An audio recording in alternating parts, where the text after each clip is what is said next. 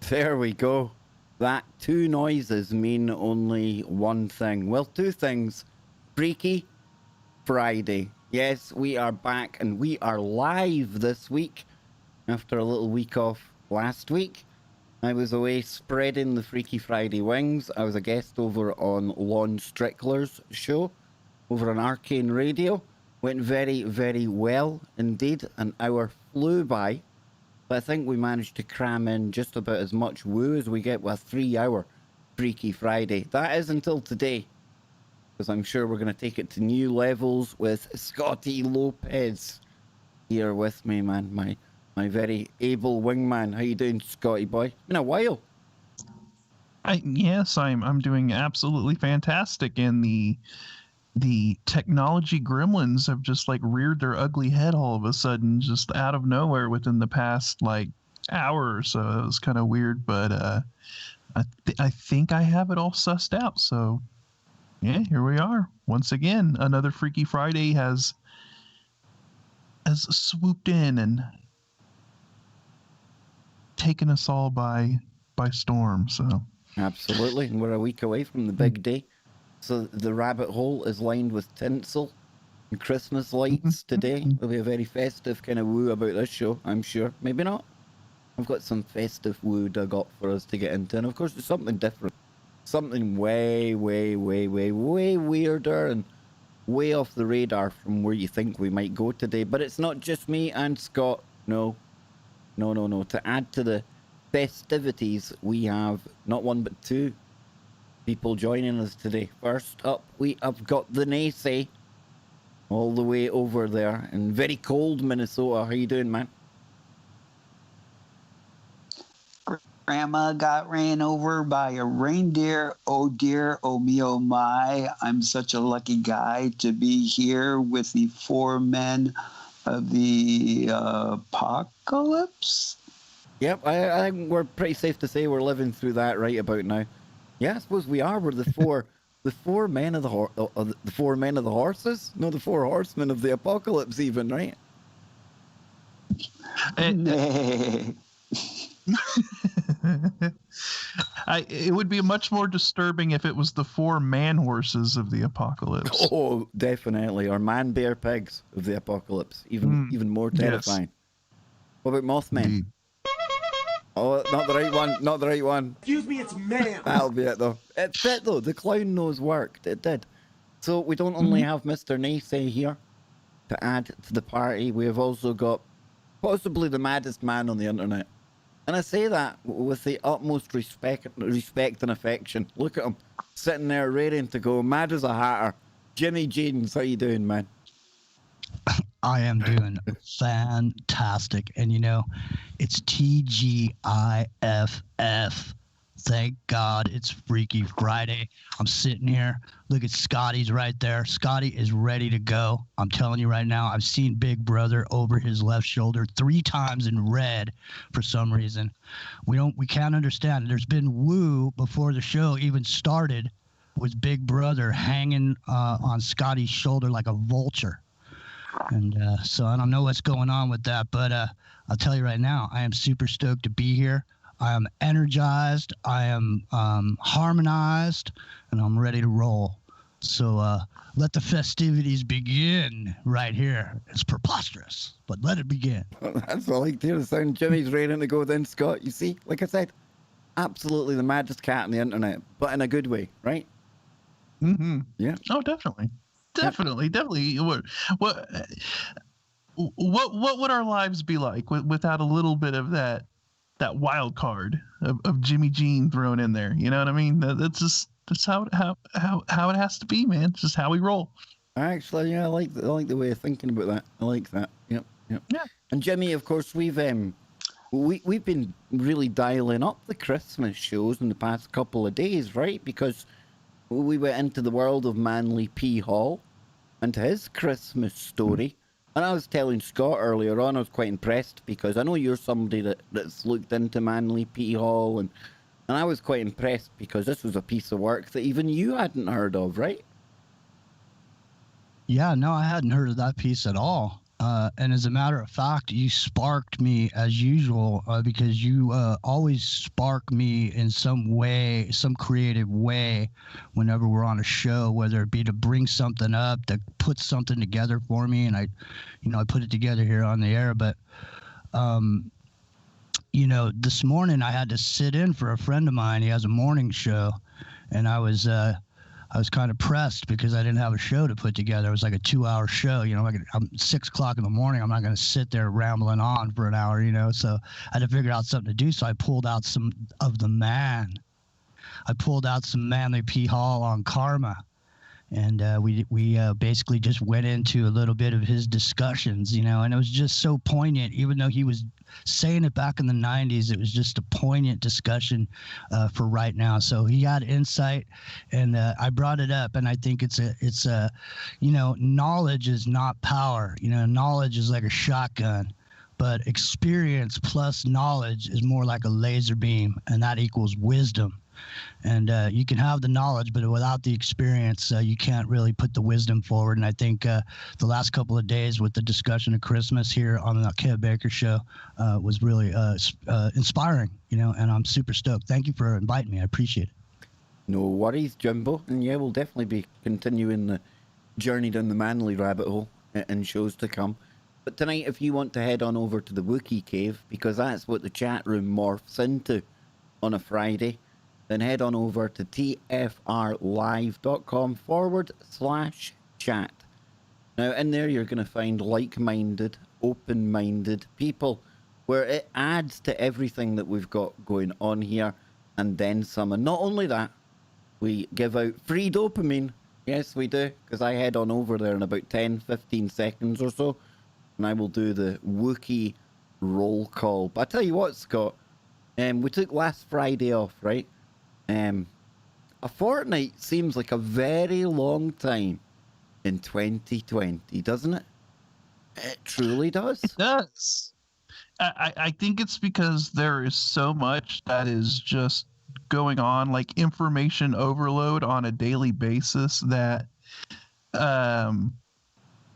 something like a week going by can seem like a long time because there's been so much stuff compressed within that 1 week. You know what I mean? So it seems like a lot more has went on and passed by, just because so much is going on a day-to-day basis. It's crazy. But I think this also has a lot to do just with the way that it seems like time is shifting in general. I mean, we talk about time speeding up, but there's also, I would say, elements of like time seeming like it's slowing down in certain circumstances and certain occasions as well. I mean, it just seems like everything is off kilter either one way or the other. Either time seems to be accelerating in certain aspects, or time seems to be slowing down or whatever in certain aspects as well. And I'm finding a lot more instances where I keep thinking I'm either a day behind or a day ahead, and I've noticed that with everybody, like, oh man, it feels like it's a Friday when it's really a Thursday, or a Saturday when it's a Sunday or something like that. And I don't know, man. I don't know. I've just been noticing this general trend of this happening a lot more often. Makes you wonder. It certainly does. Everything makes you wonder on a Friday because it's freaky. Yes. So we're going to head on over there. Well, we hope it's Friday, because if not, we've really made a big boo-boo. But we'll head on over to the chat room, and in there you get me, you get Sophia. We're always hanging out in there. I know people talk. Some of the rumors are true. But in amongst all of the good Wookiees in there, we have got, no particular order, Bam, Cold Brews, Nightshade, the Paradoxical Anomaly. We've got the Waffle Buddy, V-Lash, Kiwi, like that, Little Giant, All One, the Scottish Rose. Scottish Ross. I stand corrected. Excuse me, it's ma'am. Well, now I'd be really confused, so we're just going to call you Scott. No, it's the Scottish Ross, number 3, to be precise, the 3rd. We've got the brilliant Carol hanging out in there. Psycho Dave, 3, 2, 1, then he goes totally psycho. We have got Epic Journey, man. Big shout out to you. Last but not least, we all love this cat because we don't want to be affected by the hacker. Yes, indeedy. So, here we are, boys, and I'm going to come to you first, Mr. Naysay, right? Because we're on the 19th of December now, rapidly approaching the Christmas period. But also, we're speeding towards, Kevin, the 21st of December, the alleged winter Dun, dun, dun. equinox date, one that you contest very vehemently. But this year, very special, right? Because we also have the Great Conjunction. Whereas I really do think it's better to call it the Great Mutation. Whatever way you want to call it. We're going to have this spectacle in the sky, Jupiter, Saturn coming into this close proximity. I remember dropping this on you a couple of weeks ago, Kev, and you had no idea just how profound this particular lineup was, this cycle. What's your thoughts now that we're 2 days away from the signs in the heavens? Ooga booga. We did catch me off guard because I did not know the closeness of these two spectacular heavenly bodies, Jupiter, Zeus, one of the top dogs in the mythos, and Saturn, Satan, Saturnalia. And they're joining together to make a bright, bright, bright light in the night.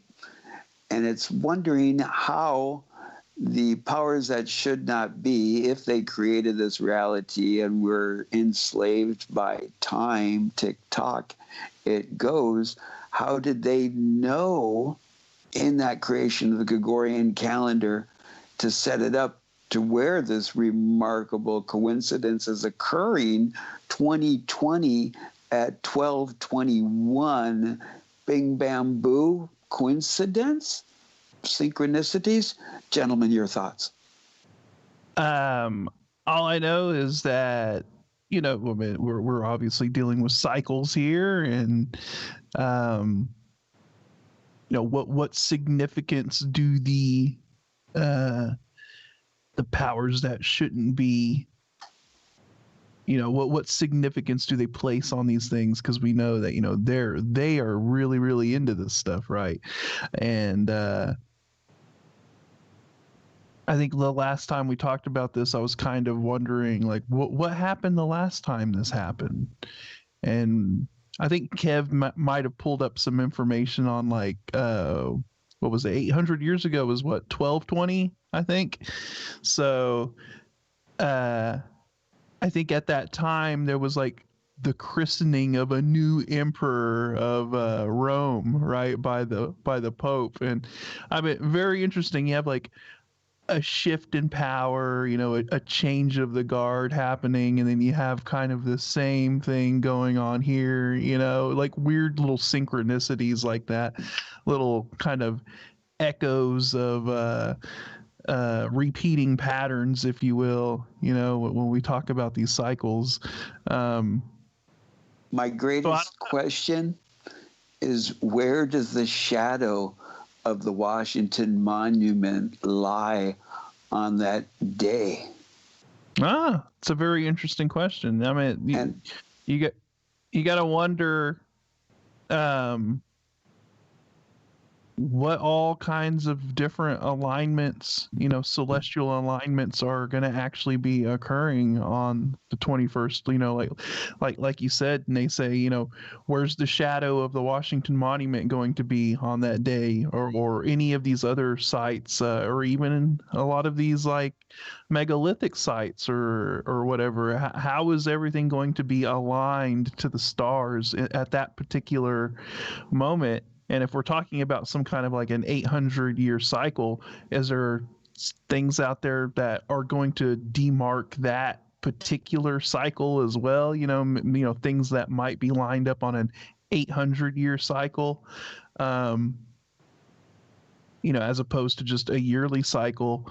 I don't know, man. I mean, there's so much stuff that's going on. Just it makes you wonder. What you think, Master Jimmy? Well, I don't know. I'm not sure where the shadow goes, but I'm sure that it leads to the ovum of the Oval Office, with the Osiris piece that was lost, but now found right here in Washington D.C. and among other places around the world. For some reason, the erect Osiris representation seems to appear, and representing the male or the so I would say it would probably point directly to the Oval Office. That would be interested the degenerate or the degenerate force. It says here, Skywatchers are in for an end-of-year treat. And secret societies, no doubt. What has become known popularly as the Christmas star is an especially vibrant planetary conjunction, easily visible in the evening sky over the next 2 weeks as the bright planets Jupiter and Saturn come together, culminating on the night of December the 21st. Now, I done a story yesterday about the Aetherius Society that had a different claim about the Star of Bethlehem, that it was a spaceship, which is quite interesting, especially when you start to look at the nativity scene at the Vatican this year, which looks like the team from Ancient Aliens were commissioned to put it together. Scott, have you seen pictures of that yet? It's like Darth Vader. Oh. There's an ancient alien. Oh, now that was loud. There's an ancient alien with a helmet on. Sorry. Oh, dude, I'll bring it up in a bit, but it's bizarre to say the least. In fact, I'll send you a picture just now. There you go. In 1610, Italian astronomer Galileo Galilei pointed his telescope to the night sky, discovering the 4 moons of Jupiter: Io, Europa, Ganymede, and Callisto. Now, in the same year, Galileo also discovered a strange oval surrounding Saturn, which later observations determined to be its rings. These discoveries changed how people understood the far reaches of our solar system. 13 years later, in 1623, the solar system's 2 giant planets, Jupiter and Saturn, travelled together across the sky. Jupiter caught up to and passed Saturn in an astronomical event known as the Great Conjunction. Quote, you can imagine the solar system to be a racetrack, which each of the planets is a runner in their own lane, and the Earth towards the centre of the stadium, said Henry Throop, astronomer in the Planetary Science Division at NASA headquarters in Washington. So from our vantage point, we will be able to see Jupiter on the inside lane approaching Saturn all month, and finally overtaking it on December the 21st. And I'll just give this bit here because it gives some of the dates and how long it's been since this has happened and things. It says the planets regularly appear to pass each other in the solar system, with the positions of Jupiter and Saturn being aligned in the sky about once every 20 years. What makes this year so rare then? Well, it's nearly 400 years since the planets passed this close together, or this close to each other in the night sky, and nearly 800 years since the alignment of Jupiter and Saturn occurred at night, as it will for 2020, allowing nearly everyone around the world to witness this great conjunction. That's what makes it a little bit more profound for me, boys. Just a little bit more special, eh? Yeah. Well, yeah. You got to be able to see it to really, you know.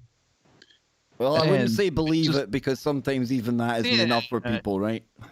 Well, I mean, look, even like a 400-year cycle is pretty rare, and then you get an 800-year cycle. That's like even more spectacular, right? And no, I mean, I've already seen some pretty cool pictures that people have been taking of this, because they're already pretty close in the sky right now, right?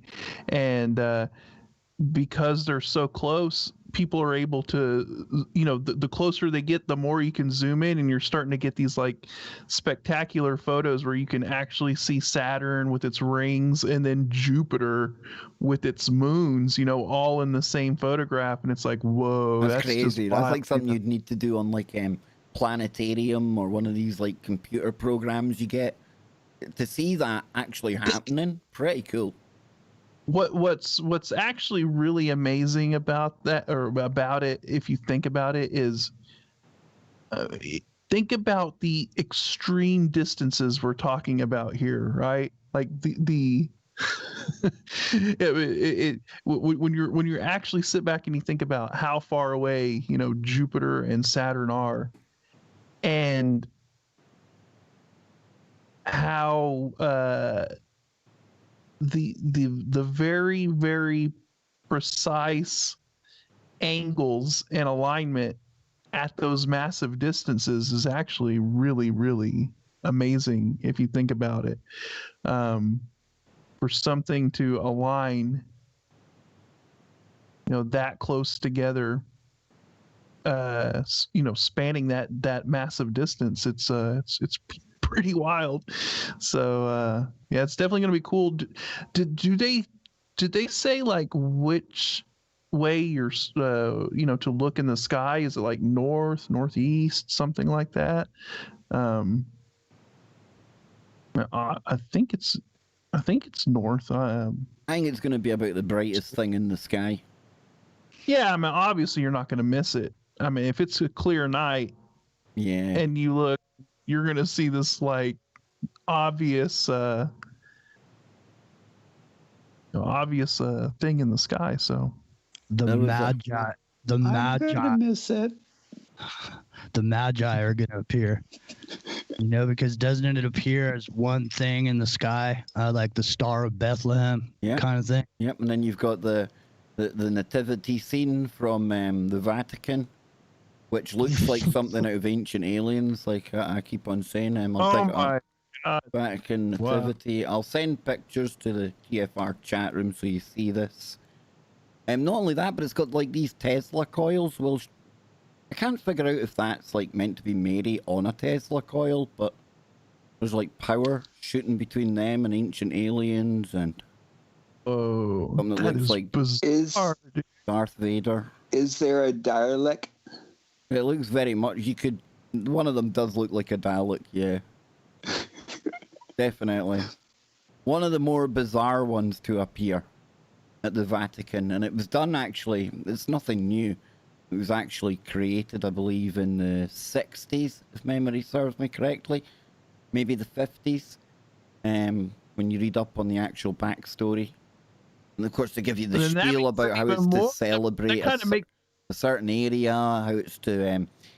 Well, I was thinking in one of the articles I read that made a good point, Scott. At the time when this was getting made, we were talking about at the height of a space race, that was the big thing in the news at the time when all this was getting made, and they were kind of trying to open it up. And I know, dude, but it seemed like a good explanation at the time.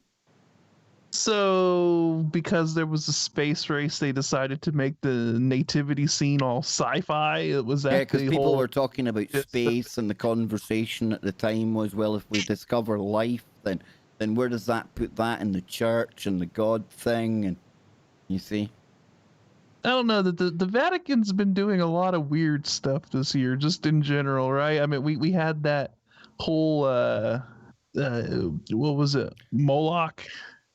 Was it Moloch? No, they had some statue that they put at the Colosseum, right?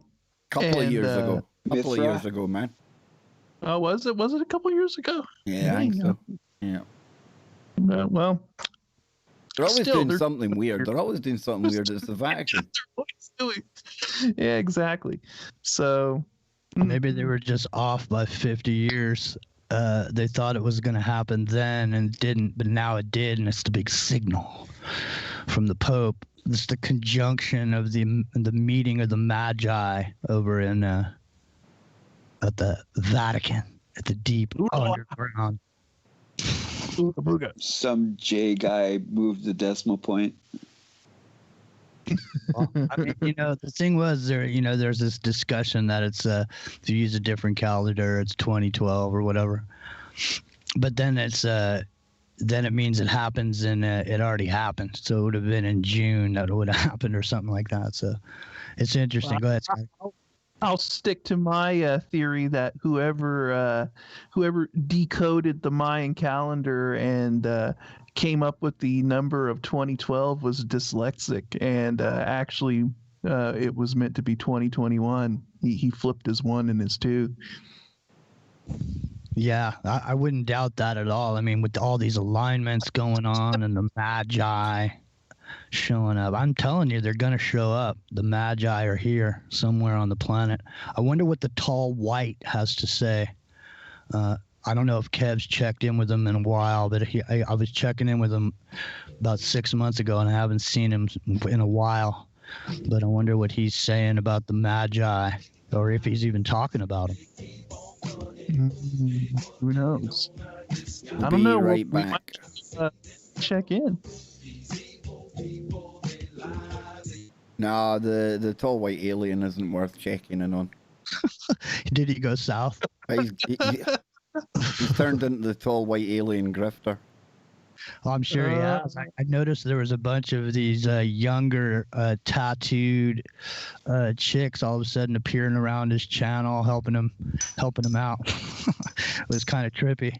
So, But Mr. Nacy, what are you getting up to then? What does you usually get up to at this time of year? With Christmas rapidly approaching. Well, my girls are actually trimming the tree right now.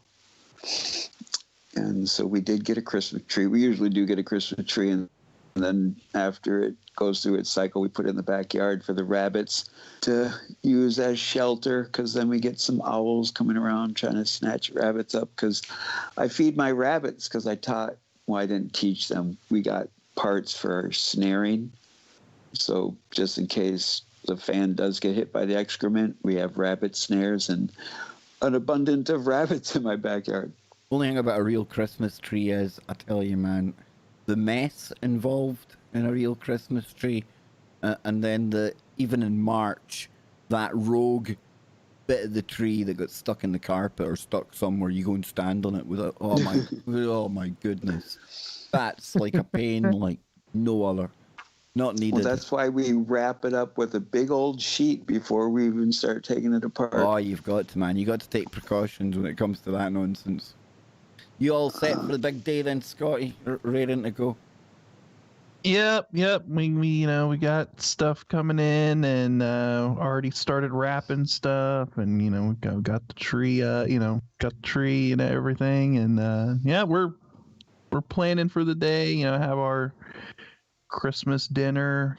My mom always makes I'm already thinking about it now. The ham that she makes. I'm talking a Christmas dinner and everything else. I mentioned this yesterday on the stream. I love Australia, right? Well, this is one time a year where I would have to come home to Scotland, because it just wouldn't compute in my mind having Christmas Day in the middle of summer and having a barbecue on the beach. That doesn't work for a Scotsman. It's not. You're meant to be cold. Well, when you grow up and when you live in the Northern Hemisphere your entire life, it just your brain is wired to that cycle, and when you flip that completely around, it's almost like your polarity is thrown off, and it doesn't seem right. I'm sure it's the same for our Australian contingent as well. They would find it weird to be dealing with snow. Exactly. Our fellow Aussies are probably like, "What, snow during Christmas? That's so weird," Yeah. Hey, Kev, have you ever seen those? Luna, I get you. Totally feel you. Yep. Have you ever seen those claymation Christmas stories? Like Rudolph the Red-Nosed Reindeer, and there was A Year Without a Santa Claus and Little Drummer Boy. I know a few of the names, though. There's some real esoteric because me and my youngest were watching them over the last couple of weeks, and I'm like, oh my God, I didn't pick that up before. Here we go. Bring the network back. Especially that there was a year without a Santa Claus. Hold on just now, dude. Here we go.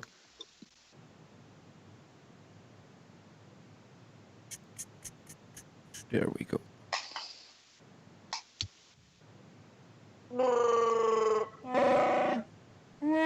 Second segment already of the Freaky Friday.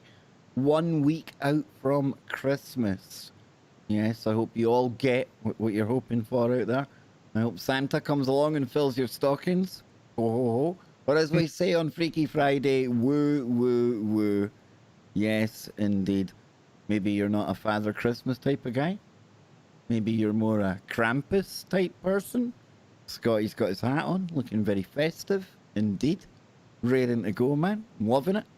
A lot of different stories around the whole Christmas period. I've dug up some of them. We're going to take a look at some of the stranger little twists and little variations that we see in different countries in Europe. But we're going to go to,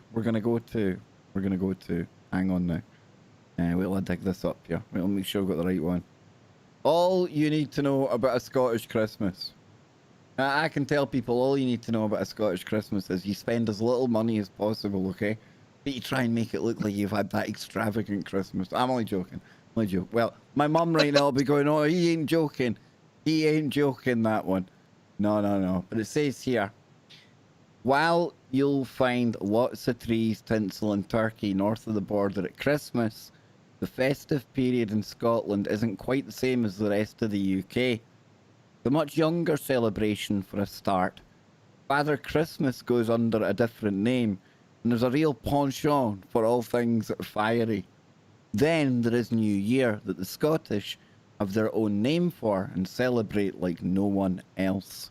So not so traditional, it says.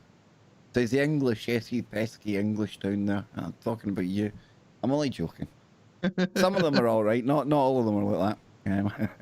I've been celebrating the midwinter solstice and Christmas for centuries. Now, apart from a brief period under the Reformation between 1647 and 1687, now let's wait a moment. Isn't that like one of the last times that the Great Conjunction happened in the sky? Oh, I think that was... I think it might be, get that date up again here. 1623. Just out. That would have been a weird synchronicity, wouldn't it? Wow. That would have been very interesting. Yeah. It says, Christmas was banned. England has done Christmas almost forever. In Scotland, however, it's a different story. The Scottish Presbyterian Church embraced the Reformation's ban on Christmas so much that it discouraged festivities around the 25th of December well into the 20th century. Christmas has always been a very low-key event and celebrated behind closed doors until 1958 when Christmas Day became a national holiday in Scotland. But even then, the Scots had to wait until 1974 to have an official day off on Boxing Day too. See, we're a bit later catching up the rest of the world here, guys. Man, the place that time forgot, Scott. On Christmas, aren't you? Yeah, that's what happens when you've got your own kind of loch monster and things. You get left behind, dude. They just kind of leave you to it, Us barbarians north of the wall. It's when in Scotland you can wish people a happy Christmas or a blithe Yule if you want to use Scots, the national dialect, or Nolig Sherdail, and I've butchered it, if you want to greet in Gaelic. Now, although just over half of the British population call him Father Christmas, the bearer of children's present in Scotland goes under another alias. He isn't known as St. Nicholas as he is throughout much of Northern Europe, or as the more American Santa Claus. In Scotland, he is just plain old Santa. That's all it is, just Santa. Nothing else, you're just Santa, dude. Deal with it. See, you Scots, you just you cut to the chase. You just get right to the meat and the bone. You know, we don't need these Yeah, extravagant when a dude names. turns up at your house and comes down your chimney once every year, there's a friendship, there's a bond that develops, and you can call him by his first name, you know? Exactly. It's just Santa, and that's all there needs to be. Exactly. Scottish On Santa. Dip It Boxing Day after Christmas What was that, Kev? is Undib It Boxing Day after Christmas. Yeah, we do have Dybbuk Boxing Day. We definitely have that. But we only got that late. We got it very late. Like an afterthought from Westminster. But anyway, Scottish Santa has plenty of help on hand too, since the only reindeer in the UK live in Scotland. You knew it. The 150 strong herd roam the Cairngorm Mountains and can be visited all year around. Because when it comes to dreaming of a white Christmas, the Scots are in with a much better chance of seeing their dream come true. Weather statistics show that Scotland has more than a 50% probability of snow on Christmas Day and any other bloody day, if you want to mention it. Plus, the top 3 cities in the UK most likely to see snow are in Scotland. But even in the UK's northern climes, there's no guarantee of the white stuff on Christmas Day. I can't remember the last properly white Christmas we had. So, as in the rest of the UK, turkey makes an appearance at most dinners.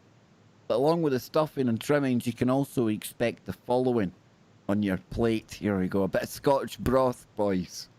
A hearty and warming concoction of vegetables, including turnips, leeks, carrots, dried peas with pearl barley and lamb or mutton stock. Lovely soup, Scotty. I can see you wanting a bit already. Maybe you fancy a little bit of cockaleekie. If broth's not in your bowl, it'll be this soup made of chicken and leek with pearl barley or rice. Salmon. Everything sounds fantastic so far. It's looking good, and we like our food over here, man. As you can tell by our heart attack rate and low life expectancy, you know. Salmon is home of some of the world's best salmon and the UK's biggest food export. Scotland eats plenty of this fish at Christmas. Smoked salmon reigns supreme, but you'll also find whole roast salmon, salmon pie. Now here's something I bet you Americans haven't tried too often. A good old clootie dumpling. What? Yeah. What is this? Now this is a Scottish answer to a Christmas pudding, and very similar. Clootie packs in the raisins, cinnamon, spices and apples, but it's boiled in a cloot, which is a cloth. It's just like a nice pudding, man, yeah? Nice fruit pudding. Yeah, okay. Pretty cool. We've got Looks black good, yeah. bun. Probably no longer politically correct, but in Scotland we roll different. More of a New Year tradition, and I must bring for the first footer. Black bun sometimes appears on a Christmas dinner table too. The rich, dark fruitcake comes wrapped in pastry and served in slices. Perhaps the ultimate winter comfort food. We've got cheese. I think that's quite self-explanatory. Anyone who needs explanation as to what cheese is, God help you. But it says, although Scotland may not always be blanketed in white at Christmas, a real nip is in the air is a given. It's no surprise to discover that many Scottish traditions involve fire, because we're crazy pagan druids up here, man. We got to admit it, right? We run around in skirts, we burn things. Says the Yule log tradition. It's in your blood. It is, Scott. It definitely is. And if it wasn't, the Vikings put it there. It says the Yule log tradition dates back to the Viking times in the 8th century. Families would save a hardwood log to burn on the shortest day of the year. Oh, Kevin, there's your point of contention. When is that shortest day of the year? And light it with a piece of the previous year's log. Those sitting around the fire while the Yule log burnt would enjoy prosperity and protection for the coming year. Now, to keep the evil spirits away, that's the excuse we use to have for a party. We're keeping the spirits away, so we'll just have a ceilidh. A ceilidh is like, it's a dance. It says, the Scottish used the ceilidh, the old woman winter totem. A piece of wood is carved to represent the ceilidh. Well, maybe it's not the same thing as I'm thinking of. It would be tossed on the fire on Christmas Eve as a symbol of destruction of winter. No, it's definitely, I'm thinking of a Kaylee. This is a Kaylee-ack. Whatever this is. I've missed out on this one, Scott. I'm having a party. People are burning things, right? So it says to help clear the air among real people. A common tradition involves burning a branch of rowan tree to chase away the bad feelings among friends and family, and to start the new year with a clean slate. Fire is used to welcome people too. Scottish homes traditionally keep a candle burning in their window during Christmas to welcome the strangers. And it goes on to talk about the torchlit parade in Edinburgh on December the 30th. Thousands of torchbearers led by descendants of the Uphelly Viking parade along the Royal Mile and through the historic city. Stonehaven in Aberdeen takes burning torches to a higher level with its fireballs ceremony. Yes, I said fireballs ceremony. Held every New Year's Eve for over a century, and that is something to witness. Men, women going down the street hurling balls of fire. Literally, Scotty, hurling balls of fire about and then throwing them out into the sea, man. You guys, man, you Scots are some pyromaniacs, dude. We like ourselves a little bit of fire, eh? Yeah. It's like going to a Rammstein concert or something, right? Plus, it also it was reminiscent of something you were talking about yesterday. Was the welcoming of the stranger ritual, where you would dress up and wear masks, go knock on. Jimmy, door. funny you should say that, because I wonder if it talks about it in here. It will do. It will do. That's coming, Jim. Let me get to that, right? It says of the Aberdeen ceremony, with a piped band at the head of the parade, so you can imagine it. You got the bang, bang, bang of the drum going. You got all that atmosphere going, and then you got a bunch of crazy locals swinging giant fireballs over their heads. Nothing can possibly go wrong there. So it says Europe's largest fire festival marks the end of Yuletide in Scotland, taking place in Lerwick on the Shetland Islands, and the torchlight procession ends up with the symbolic burning of a replica Viking longship. Maybe something that took place on Oak Island as well, many hundreds of years ago. Just saying. So this is where we get to the bit where the stranger will become relevant, Jim. New Year. Well, we're pretty world famous for the parties we have at New Year, right? I remember going out on December the 31st one year and coming back on the 6th of January. Most of those days are a blank to me. But I never got taken to court for anything, so I'd like to think nothing too bad went wrong. But it sounds like a good time. That's all I gotta say. Oh, wild, dude, wild. Oh man, Christmas might not have been around for long in Scotland, but New Year has. Known as Hogmanay, this is the country's biggest party, celebrated throughout Scotland with a bang. Fireworks, bonfires, and plenty of whiskey. Hogmanay starts towards the end of December. I like that. They leave it open-ended, because it's not like it has to start at like New Year's turning time. It can start on the 26th if you wanted it, Scott.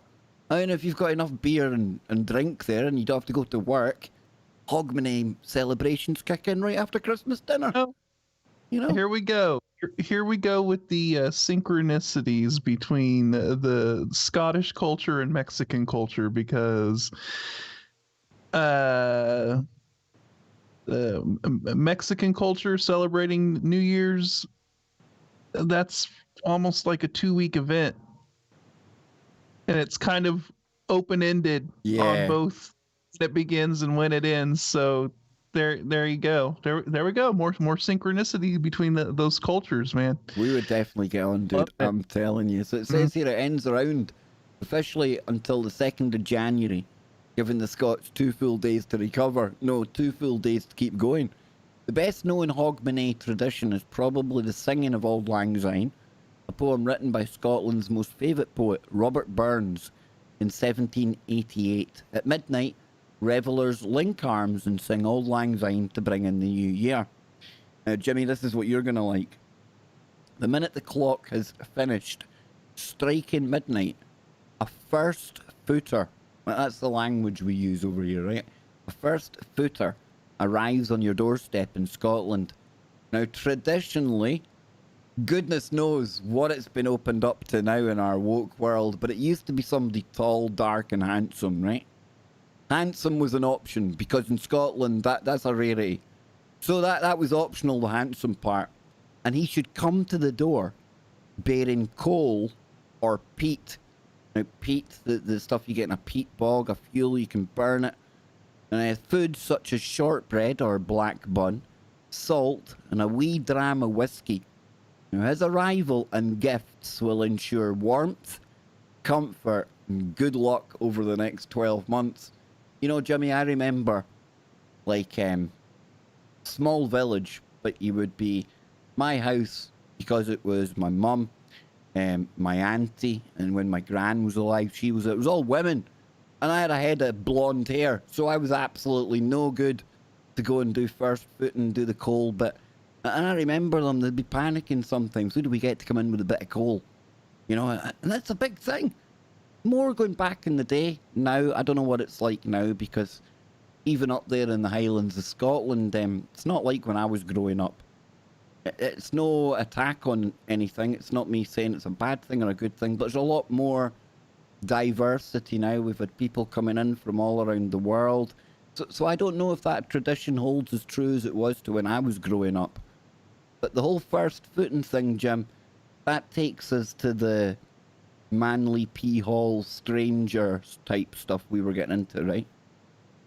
Yeah, I was kind of imagining an eyes wide shut kind of scenario myself, but I mean, hey, my imagination runs wild. Well, only you have to have a special invite to that party, Jimmy. Come on now.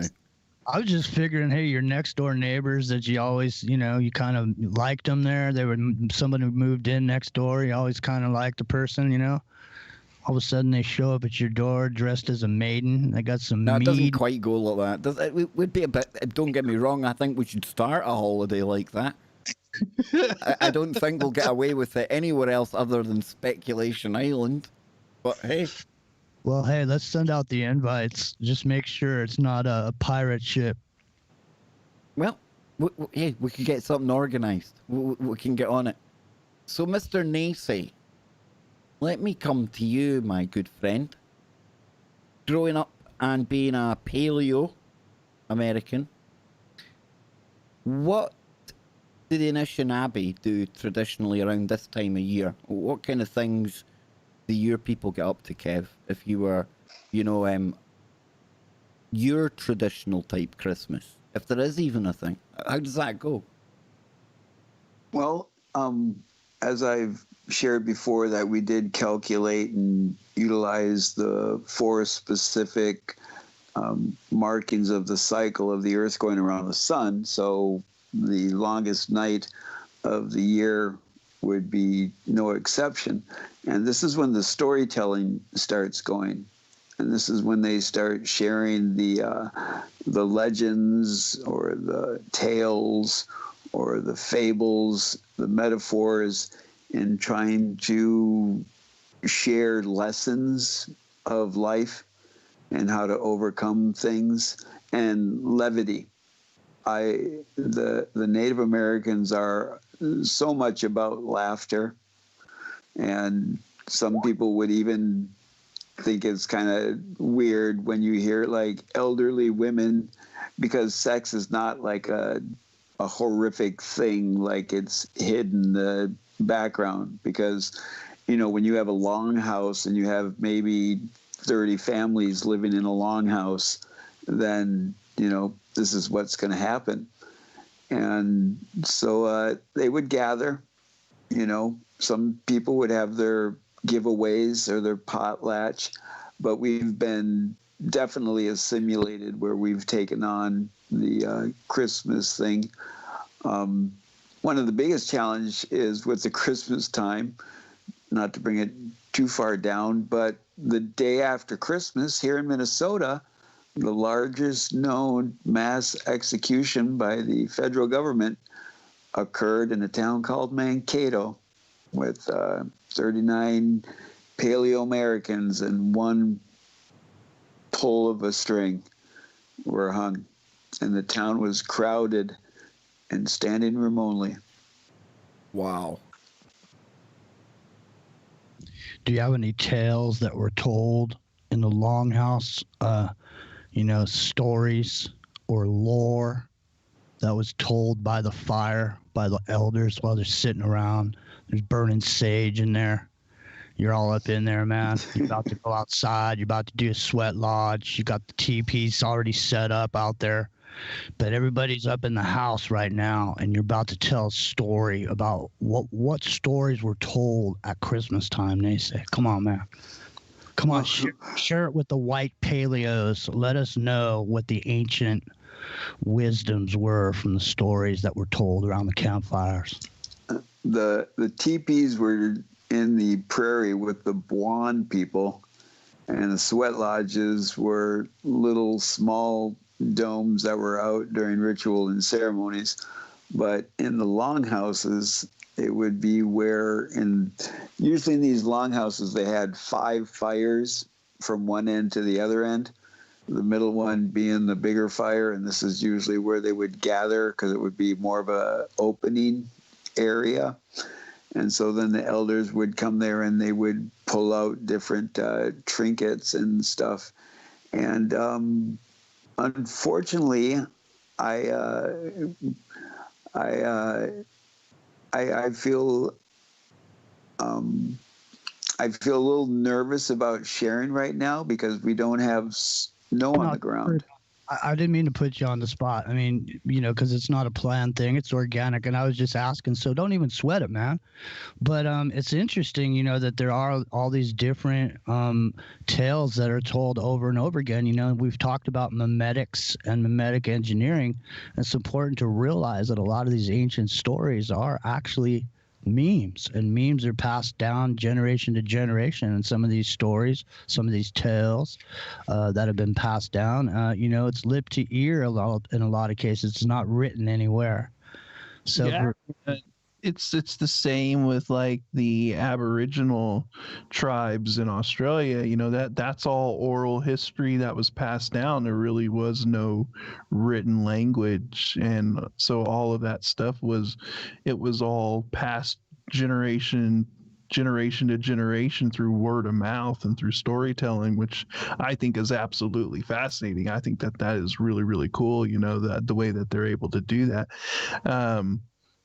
And this time of the year, right? We're talking about the winter solstice, and this is just a time of the year that cultures all around the world are celebrating or recognizing. It's not just a Christian thing or anything like that. All these cultures have documented, like Nase said, the cycles of the seasons. They know that we're entering this phase. Usually it's a representation of, the winter represents like death, and when everything goes back, and then spring is like the rebirth and everything is born again. And so, I mean, just all of these different cultures are celebrating this time or recognizing this time, paying respect to this time. Yeah. Whether it be, I mean, look, when we celebrate Christmas, we're like, oh, December 25th is Jesus's birthday. No, it's not really Jesus's birthday on the 25th, but there's a lot of stuff that was even carried from other, a lot of pagan traditions that were carried over into the Christian traditions of Christmas. And so, you have just like this mishmash of a lot of different things, and a lot of different the way that a lot of different peoples recognized this time of the year and paid respect to it or recognized it is kind of interwoven into other people's cultures as well. It's pretty interesting, when you sit back and you look at it. So my youngest daughter just informed me. I yelled out to her and said, "Hey, is there any snow on the ground?" So, Captain, my captain, shall we set a sail? Is there snow on the ground? Yes. She said there's a little bit, and I'll take it for what it's worth. Nice. So, should we talk about the Wendigo? Oh man, you give us some Oh. Wendigo woo. Absolutely. Okay. So, from what I was explained of the Wendigo, we have the Wendigo and the Wendigo con. Wendigo con is positive, Wendigo is negative. The absolute worst thing that an Anishinaabe can do to another Anishinaabe is not only kill them, but to eat of their flesh and drink of their blood. So during the wintertime, sometimes and most of the time, you can find yourself in a life and death situation of starvation. And as you're going through these periods of starvation, next thing you know, people go to many lengths to feed. Hold that thought. We will be right back. Don't go anywhere, folks. The Wendigo. Oh boy, here we go. There we go. We're on the break, fellas. Yes, a little bit of Wendigo action. Dude, the Wendigo looks so crazy. I think it's one of the crazier. It's up there with the looking- bunyip. Imagine that thing fighting the bunyip. Oh my goodness! I mean, for people who don't appreciate just how crazy the bunyip looks. I mean, that thing there, that's the picture that sticks in my mind. That version of it. Donnie and Luna are probably howling right now, going, it looks nothing like that, Kev. Hey, whatever it looks like, I ain't messing with. Not messing with. No, no, no. Damn. I don't want nothing to do with the bunyip. No, that one there looks even crazier, doesn't it? It looks like a little gargoyle-ish type thing. That's Oh my- crazy. Yeah, Hey. Australia's got some crazy, crazy things going on. I think that's what makes it so attractive to me. That and the accent. And the weather. I know. Yeah. I wish I could go there right now, man. Yeah. I wish I could go. I wish I could go diving on the Great Barrier Reef. Yeah, some Tortoise. crazy story pictures here of this bunyip. Yeah, we'll get back and see some of the ones of the Wendigo. I gotta get some coffee, man. No probs, dude. No probs. You look at that thing. That looks like some kind of. That's a wraith straight from hell. That looks like I don't- AOC without her makeup on.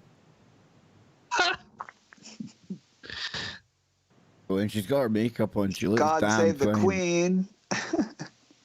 Then we've got that one there now. I'll tell you what though, when I was on with Lon Strickler last week when we took the week off, he played a video at the start of the show we done, and I tell you, how would you describe it? It looked very much like the Rake, Scotty. This pale, peely-wally, humanoid type figure making weird noises and then peering out from behind a tree. Footage came from Poland. I don't know what to make of it, dude, but it's more and more people are actually reporting seeing the Rake type of entity. This hairless, very pale, skinny, Yeah, this pale horrid, yeah. humanoid thing that, yeah, I mean, there's been a lot, like, this is becoming a more common sighting, and I wonder what's going on. Resident Evil. I'm telling you, man, we're gonna have to get Lon on Freaky as well, because he was saying that he's talking to a lot of people in and around Chicago about the Mothman flap that's still going on, but the people he's talking to are like people that work at airports, and it could be a lot worse than what we actually think it is. But What about gargoyles? Yeah, beware the gargoyles, Is that what man. Does the Mothman look like a gargoyle? Well, no, he looks like a moth, my man. No, I'll tell you what looks like a gargoyle. That bunyip that we looked at a moment ago looks like a gargoyle. Me and Jimmy looked at one last night, an Egyptian god, or an Egyptian deity, some kind of thing the Egyptians worshipped anyway, but it was like Bess, it was called. I'd never heard of this before, but it was like their version of like Santa Christmas thing. Looked after children. It was in that Manly P. Hall book. It was really, really interesting. But looked very gargoyle-ish, to be honest with you. Very gargoyle-ish. Is that Solar Christmas book? That one? No, it's just the a story. Solar Christmas or something like that. No, just the story of Christmas. That's it. That's all it's called. But Yep. for Manly Palmer Hall.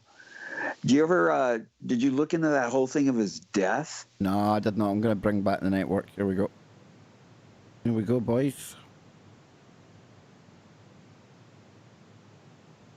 1 hour down and 2 hours to go right here on Freaky Friday. And before we went away to the break there, we were starting to get into some real creepy crawly stuff.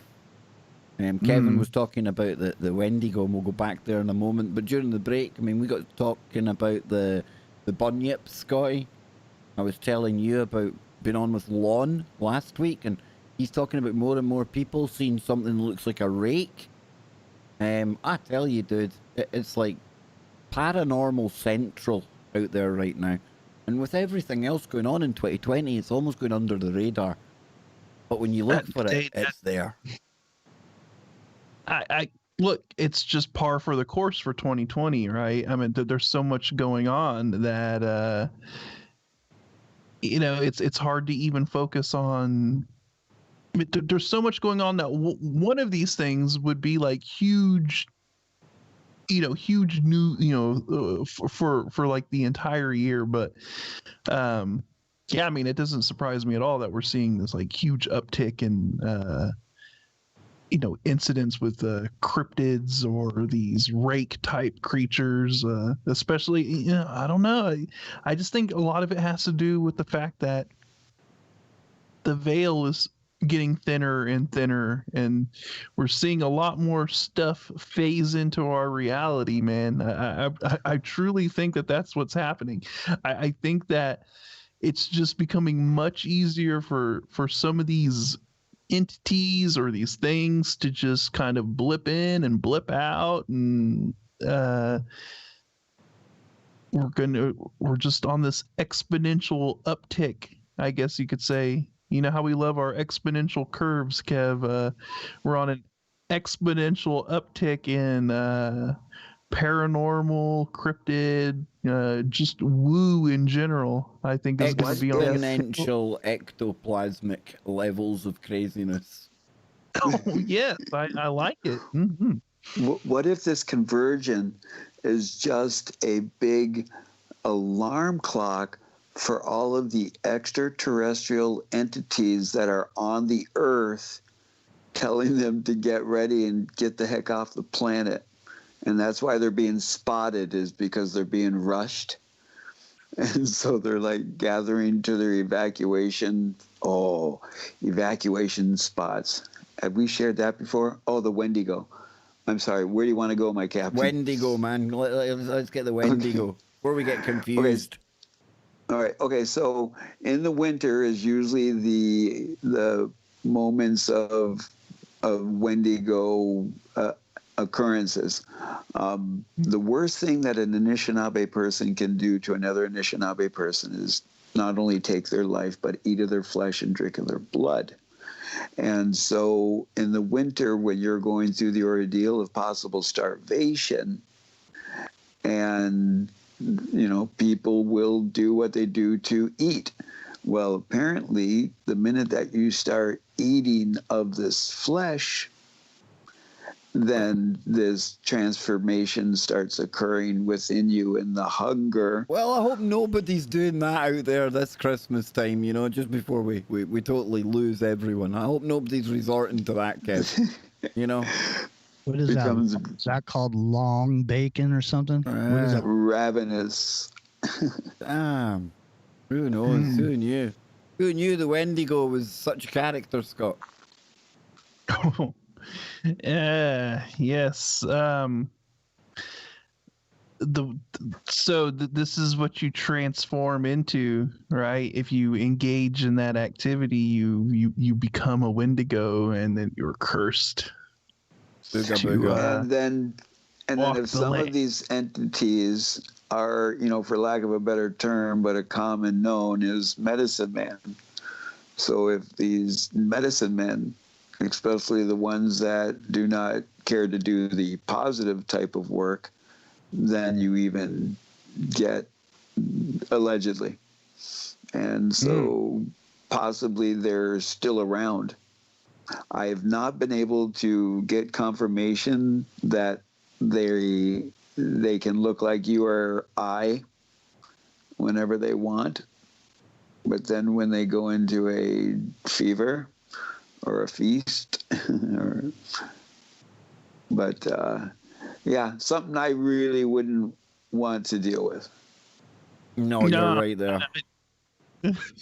Don't want to deal with no Wendigo action. That's not on my list of things to experience. Thank goodness in my we life. don't have any of them seen in Scotland. That's all I can say. That's the last thing we need to be dealing with in Glasgow's a Wendigo.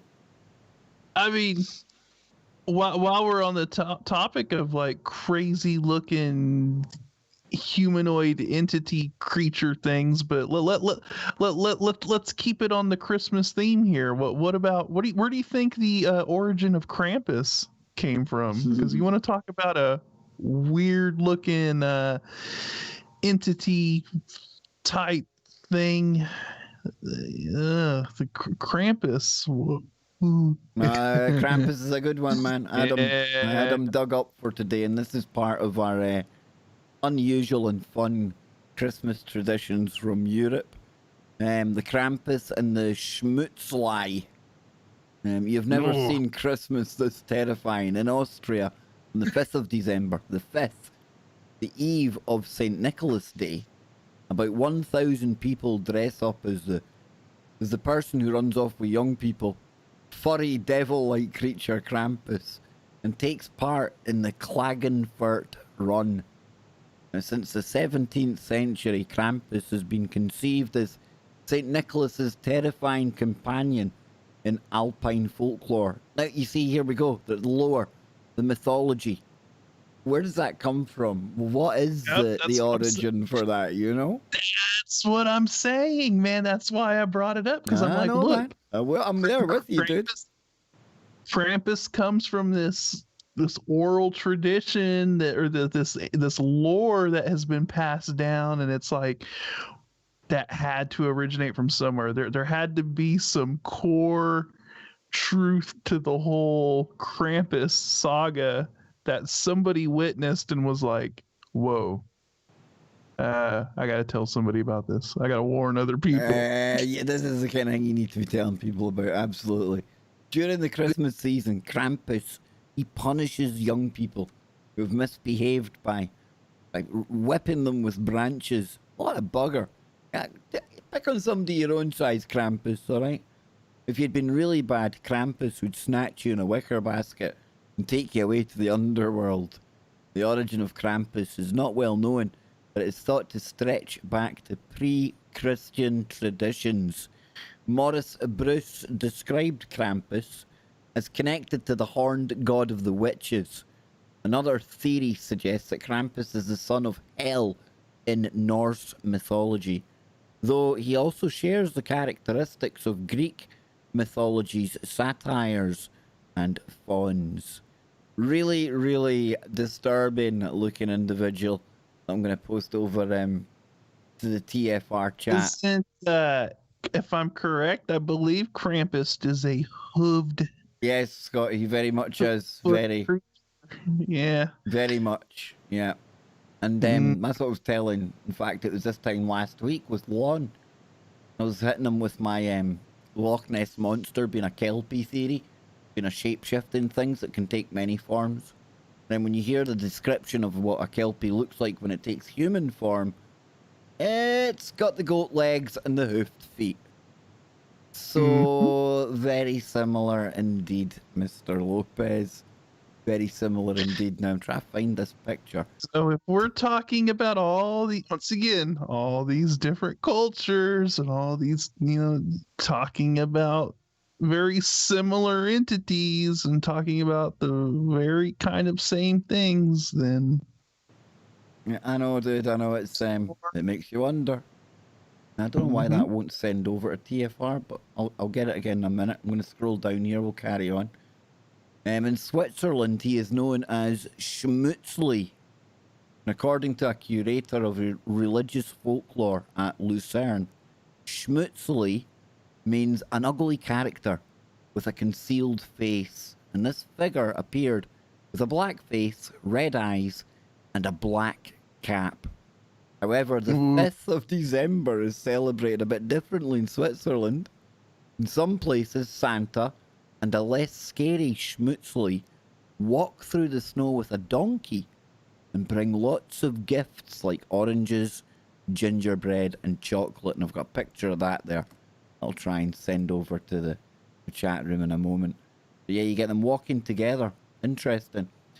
Santa in style. Now, this is the next bit. This is kind of crazy. I hadn't heard of this before. It says Niggy Naggy in Basel, which is Switzerland again. In Basel, though, you can see some Santas and Schmutzli cross the River Rhine on a boat. Now, you can also find Santa making the rounds of the city on their Harley Davidson bikes, distributing some gifts to children. And in Basel, get ready to see the Santa's parade on bikes on the 8th of December. And it gives you a thing you can go and look at the site. But I don't know if I'd heard of this before, right? In Iceland, you've got the Yule lads. It says in Iceland, children are visited by 13 mischievous Yule lads rather than Santa or St. Nicholas. They too had a reputation for harassing and kidnapping since the 16th century. And they're said to be the gods or the sons of Gryla, who, devours people that are bad when they're young. Is it time to beat Drake's drum? Barbum hug ho ho. Yeah, is it time to beat Drake's drum? I don't know, but we're after the Yule lads right now, DJ Bison. Thank you, brother. I hadn't heard of this one, I don't think. The Yule lads were accompanied on their escapades by the Yule cat, who would target lazy or naughty children. And again, if they got hungry, bad things would happen. And nobody was getting any presents that year, all right? Only hard-working children would get new clothes. So you had to be basically a child slave to get any presents. Not good. Not good in Iceland. Now the Yule lads are less frightening, visiting children in the lead up to Christmas to leave them sweets and gifts. As at worst, the naughty child gets a potato. But you get all of these characters. Look at them. I had no idea. 13 little characters, man. Very interesting, because there's like a lot of lore in Iceland about was it like these small dwarf-like creatures, and then you have these Yule lads, and then there's that number, Kev, 13 of them. Yep. I wonder what we love our numbers, Scott, right? Yeah, I mean, there must be some kind of significance or whatever to the number 13 and all of that, maybe going back into the more kind of esoteric origins of all of this. And just interesting. I've never even heard of this, so I'm kind of fascinated by this. It just shows the different ways Christmas is celebrated in these different areas. Definitely something different, right? We'll blow this up here. See if we can get their names. I also thought that what was it in Switzerland? That Schmutzli or whatever the Schmutzli, yeah, the Schmutzli that goes around with Santa. Yeah. Yeah, and the original description of it, as opposed to kind of the more you notice that there's also this trend of a lot of these things being softened, their images being softened in modern times, as opposed to back then, where these things were much more menacing and more nefarious, right? And now they've kind of commercialized them, softened their image to make them more kid friendly and all of that stuff, which that also makes you wonder, like, what does that actually do? I mean, if you're softening the image of something that is meant to be a bad, are you kind of providing cover for this thing now, giving it more acceptance, if you will? I don't know. Like, You got to remember as well, Scott, in ancient times, in places like Iceland, Norway, anywhere in the Arctic Circle, winter, you're dealing with a time of year where you might get only a couple of hours of sunlight a day. mm-hmm. I mean, that, in ancient times, when you've really got no clue what the hell's going on there, that must be pretty harrowing, right? I mean, Yeah. that's pretty harsh going. Mm-hmm. And then you start scaring people with these characters, Jimmy. What the hell? I'll tell you, Iceland is one place I wish I could go visit. I'd probably move there. I'm really fascinated by Iceland myself. Oh shoot, my power just went out. You're still here. Oh, maybe he's not then. Maybe he's not. No. It Well, got him. Wow, it zapped him. He was ahead of time there. See how he predicted the power going out? I was about to say, how did he call that his power went out before the power went out? That was weird. That was. So listen, we've got another one here. We've got the fun Christmas legends. The Kaganer, or the Kaganer. What do you reckon, Scott? How do you pronounce that? Caganer. Kaganer. I would say, the Kaganer. Yeah. Yeah, the Kaganer is a little figurine that appears in nativity scenes in Catalonia in Spain. Now, he definitely stands out as he appears to be, oh boy, taking a number 2? Wow, that's a bit rude. Turning up on Christmas, just doing number 2s everywhere. These Spanish, what are you all about, Spanish people? Come on, man. Now wait, there we go. Hang on then. I'll fix you. There we go, Scott. I'll fix you. I can only see your head. There you go. Okay. Put it on now. There you go. You're all right now. There you go. Okay. I'll close you down on the other one. You'll be fine. There we go. All good in the hood. See, man. We get it quickly. We've got it good. And when Jimmy comes back, we'll have to do it all again. But before we get going any further, guys, this story started a bit differently, right? I mean, Kev, Mr. Nacy, not very often you hear about iconic type figures, symbols of the Christmas nativity being basically representing doing the toilet. What are you making of this one so far, Kev?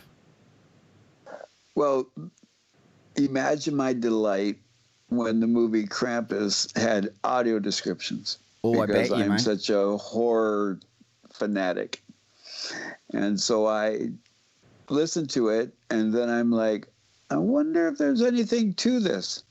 And so then I go online, and I'm just like, wow.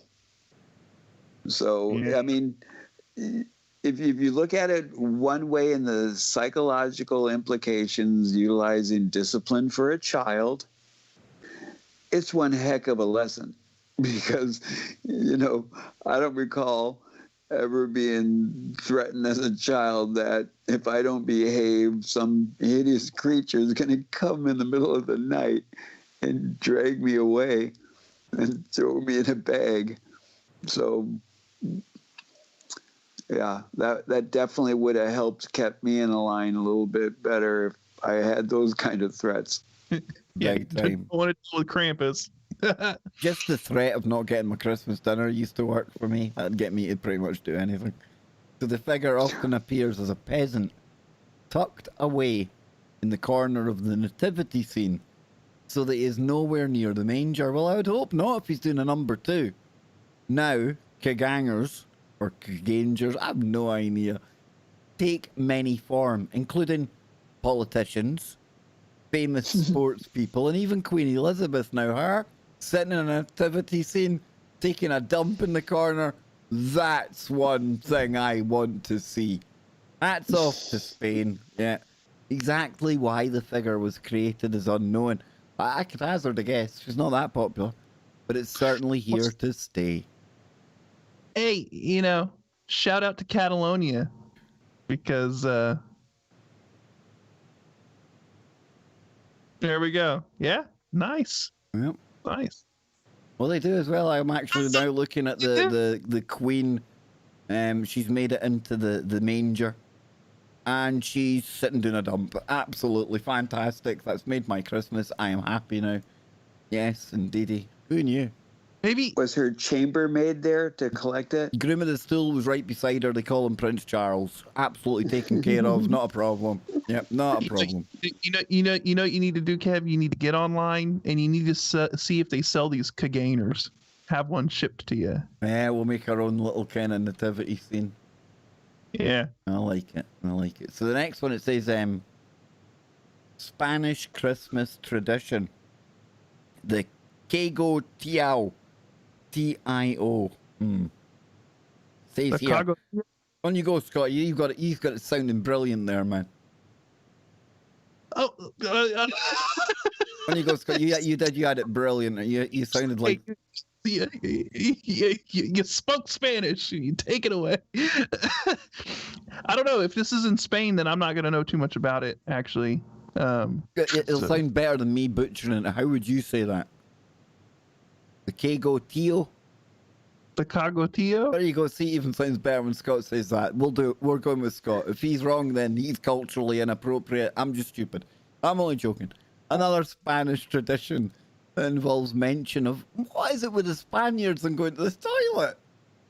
What? Hey, so you gotta go. People, you gotta go. You're right, Scott. If you've got to go, you got to go.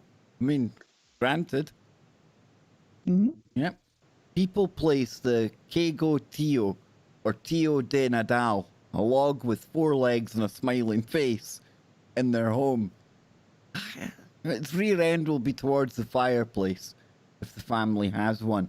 And throughout December, the log is cared for, and so fed, so that the Christmas day, children can hit the log with a stick in order to poop gifts through a song. How did we get here?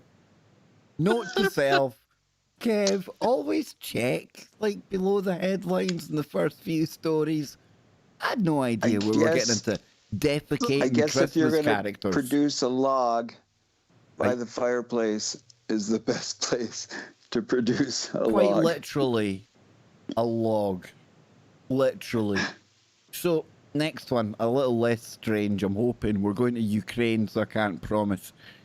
The spider web Christmas trees. In Ukraine, many people decorate their tree with artificial spider web, and perhaps hide a fake spider in the branches. This tradition arose from the legend of a poor widow. Oh, this is sounding Masonic. Who was granted good fortune by spiders on Christmas. The widow and her children were too poor to decorate their Christmas tree, but when they went to bed, a spider spun its web around the branches, and in the morning, when the sunlight hit the web, it turned to gold and silver. I had no idea about that one. The spider's web of Norway. Ukraine, sorry. I said Norway because it's next. Yeah. No, I've never heard that one either. That's very interesting. It's a weird one, isn't it? Yeah. So, Norwegian witches. Now we're getting into it. Yeah. According to Norwegian folklore, or fact, as me and Scott prefer to call it, Christmas Eve is a time when witches will be around searching for a good broom to ride. Apparently, they are unable to walk on the ground and must steal a broom on this day to fly. For this reason, all brooms are hidden. Men must also go outside to shoot their guns in the air and frighten the witches away. Poor witches and silly muggles, I say in my head. Who knew? Over in Norway, they were firing guns into the air to get rid of the witches. And that's a few of our stranger traditions over here, Scotty boy. Very, very interesting. Yeah, Krampus is still the scariest, though, right? I don't know whatever that thing in Switzerland was. The original description of it having red eyes and all of that. Schmitchell means an ugly character with a concealed face. This figure appeared with a black face, red eyes, and a black cap. I would say that's a black cape, probably, eh? You know, I don't think it was jumped about with a baseball cap way back in the day. You know what I'm saying? Yeah, I don't know. It sounds very dark humanoid. You know, like something. I might just have to throw out Mothman. I'm sorry, but I mean, isn't that the description? You know, this faceless figure with red eyes and black. I mean, we're talking about this sort of common black humanoid depiction here, and that fits the description of this schmutzli thing. I like it, the schmutzli. Oh, nice. Yes, indeed. And then this bizarre thing, I'm never ever wanting to spend Christmas in Spain. You never know what's going to go on there. I went to Spain on Boxing Day one day before. Thankfully, it was Boxing Day. There was nobody defecating in the fire. There was none of that stuff going on. We'll be back after the break. We'll be continuing our very, very freaky Christmas Freaky Friday. Don't go anywhere.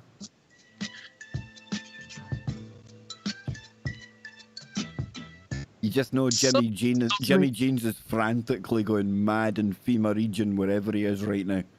I need to get back. What the fuck? Why the it was working earlier? I tell you, Kev, every time I go to talk about that bloody, you know, what do you call them? What do you call it? Schmitzley. Every time you talk about him, I get cut off, man. They cut him, Kev. They shut him down. They did. They did. Shut him down. Yeah, pretty scary stuff though when you look at that, man.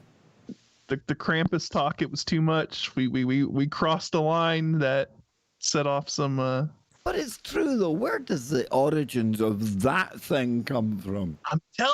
That's what I'm saying. That's what I was thinking the whole time. I mean, when we were talking about the Wendigo and all that, and I'm sitting here thinking about Krampus, and I'm like, where?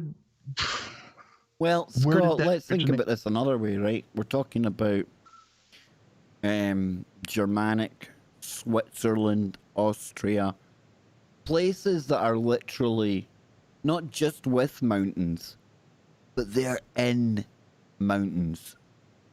Now, we talk about the mountains, right? And I done a story yesterday about that Aetherius mob where the guy that was channeling the aliens was going around all these mountains around the world, superpowering the mountains with cosmic energy.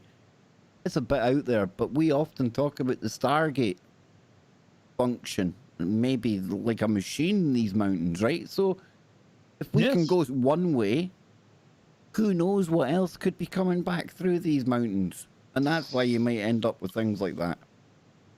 I just read a book by Scott Ziegler, and the premise of it is an extraterrestrial race was fleeing from another race that was trying to wipe them out, and they came to Earth, used their technology, raised an entire mountain, and put their ship under it, and lived in the mountain.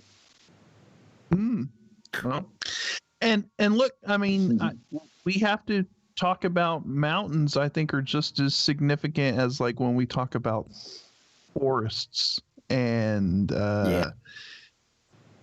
you know, these areas where there's a lot of this supercharged activity going on. And how many times have you seen, like, once again, going back to stories and legends and you know, things that have been passed down, how many times do you see the common theme of somebody going to the top of a mountain and receiving some kind of wisdom? Full of it. The Bible is full of it. Yeah. So right there tells you that there's like something going, you know, there's something going on with mountains, you know.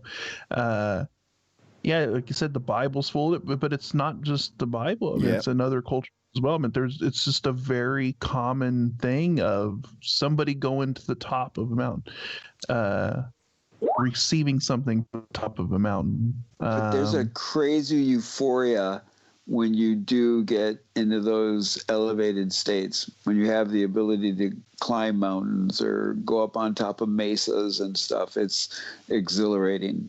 So yeah, the desire to climb. Here we go, boys. Here we go. It's 2 seconds. Sorry. Sorry, man. Here we go. No problem.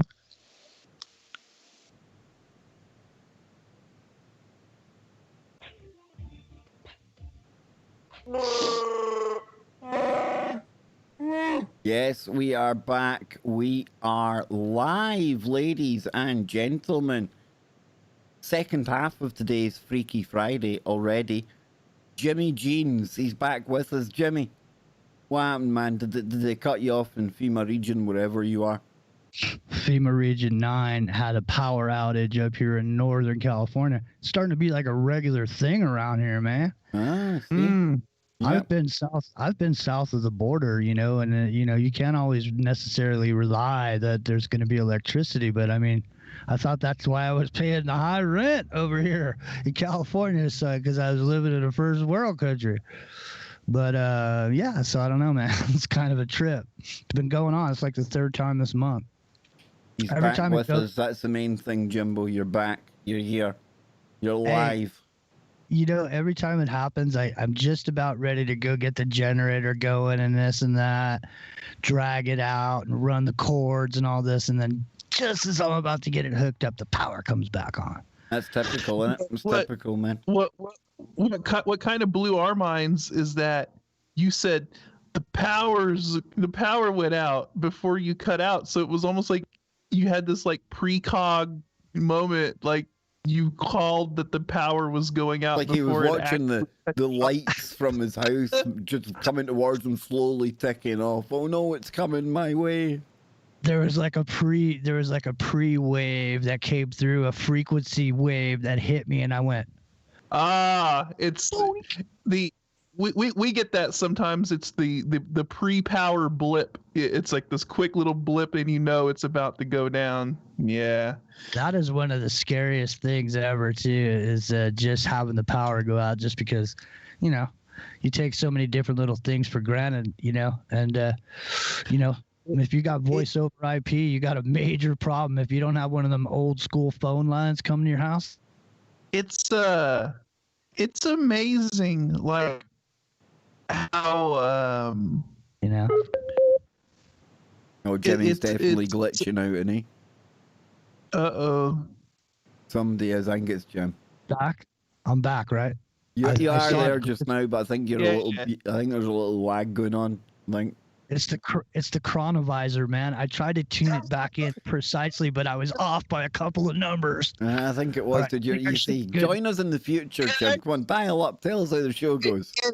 It actually did sound like he was tuning up the chronovisor, because it was like this weird little blip. It was like Carry the one. What was that, Kev? Did I hear Nay say there? I thought I did. He's just sitting there laughing away at himself now, and he's like, I'm just going to wind them all up now. That's what I'm going to do. Are you having a laugh?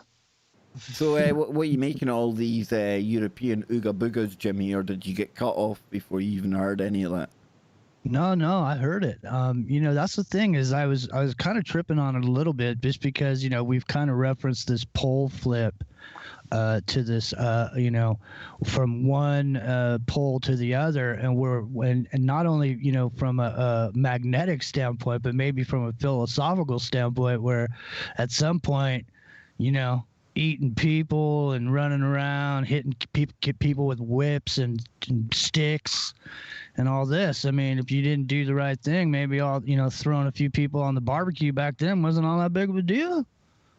You know, just coming to town with some hoofs on your feet, you know, your back hoofs, and you got the big horn going on there, and you just roll up in there and start.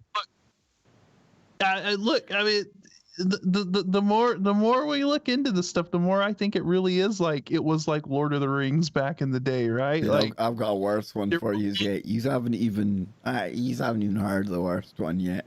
Honestly, yeah. See, I kind of saved the worst one for a little bit later, but we'll get into it here because it's part of 15 terrifying Christmas stories. But for some reason, it says it'll put you in the holiday spirit. I think when you hear this first one, I don't know if this puts you in the holiday spirit, but we'll have a look anyway. If right? that spirit eats you, it will. Maybe. It says most people would assume that October is meant to be the scariest time of year, or at least the one where the saturate stores, where we saturate stores, it should be stories with spooky stuff, or it could be stores, and cram the theatres full of gory slashers. And it says December on, and it doesn't even finish that sentence. It's a bit silly. But listen, most people would assume to be October to be the scariest time of year, or at least the one where we saturate stores with spooky stuff and cram the theatres full of gory slashers. December, on the other hand, is the time for singing and dancing and hot chocolate, where the worst type of criminal is the old fat guy with a penchant for breaking and entering. Now allow me to ruin the holiday spirit for just a moment. In the darkest and coldest months of the year, December has traditionally been a time of horror stories. The 19th century is full of Christmas-themed horrors, especially ghost stories. Charles Dickens, anyone. Long before that, ancient pagan religions and rituals have some truly terrifying figures who do a lot worse than stuff some coal in your stockings for neglecting your chores. So, are you guys about ready to meet this new one? yeah, Are you about ready for it? see. Well, I'm going to get your camera fixed here on the screen. I didn't realise I didn't have it fixed here. We had the other one fixed. We're good. Jimmy's ready to go. Nacy, you ready to get yet another crazy character? I can't find my blankie. Well, you see, you'll need it in a moment. You will need it. Blankies are definitely not only optional, I think they might be necessary. There we go. There's the Jimmy there. Sounds like he got small or something. He got real small there for a second. Well, here we go. Right, here we go. Many of you have heard of Perchta. Perchta. Perchta.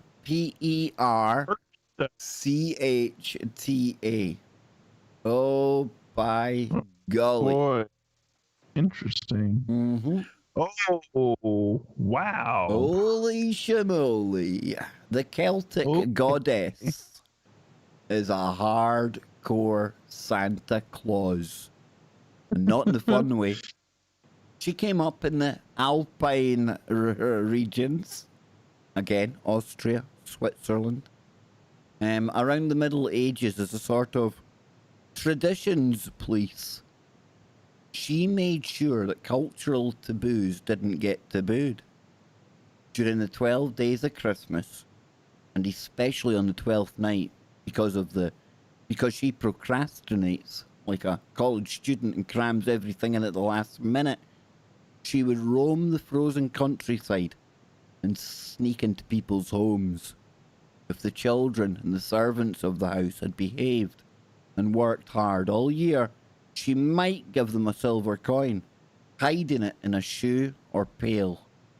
But if they were on the naughty list, Perchta would cut open their bellies, remove their innards, and then replace it with straw and pebbles. Nice.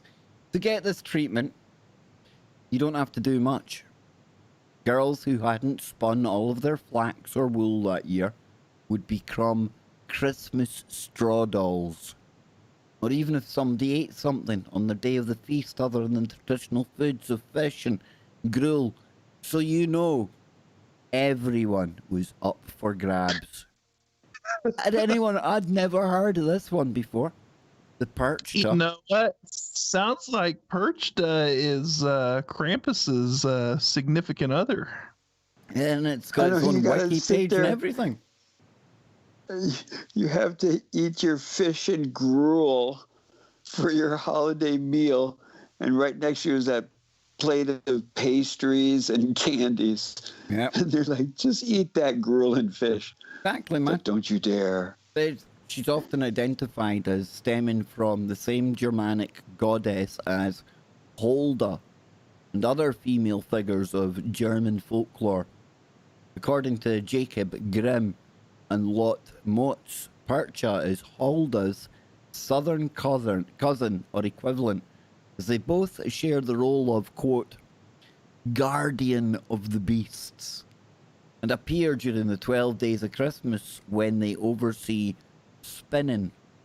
Now, Grimm says that Percha, or Berchta, was known precisely in those upper German regions where Hulda leaves off, in Swabia, in Alsace or Alsace, in Switzerland, in Bavaria, and Austria. Now, according to Eric Timm, Percha emerged from an amalgamation of Germanic and pre-Germanic, probably Celtic, traditions of the Alpine regions after the migration period in the early Middle Ages.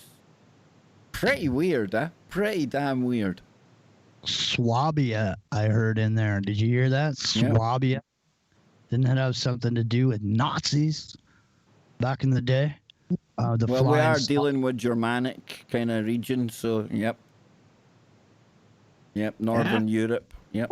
What blows me away is like it seems like that whole region, right? The Austria, that whole kind of area. A lot of their lore and traditions and stuff is really wild. Like when you look back at like a lot of the different characters like Krampus, and we got this Perchta, and a lot of these things were like seemed really brutal too. Like you didn't want to deal with any of these things. They were not nice, right? Like Perchta, I guess if she was if she might just leave you a coin. That's the best she can do. If you're lucky. If you're lucky, she'll hook you up with a coin. But anything less, you're gonna have a bad day. You're gonna have a really bad day with Perchta. So it's just like the same with Krampus too. No bueno, no bueno. And yeah, I mean, look, I'm sure that there is an element of, I guess you could say, psychological sort of training, right, for children to, you know, you tell them these things, and if you don't be good, Perchta's gonna come and get you on the 12th day of Christmas. So blah, blah, old Perchka. Oh, there is an element. Wonder. There is an element of that, to keep kids in line, In 2020, people will be taking selfies of themselves doing whatever it was and sending them to her.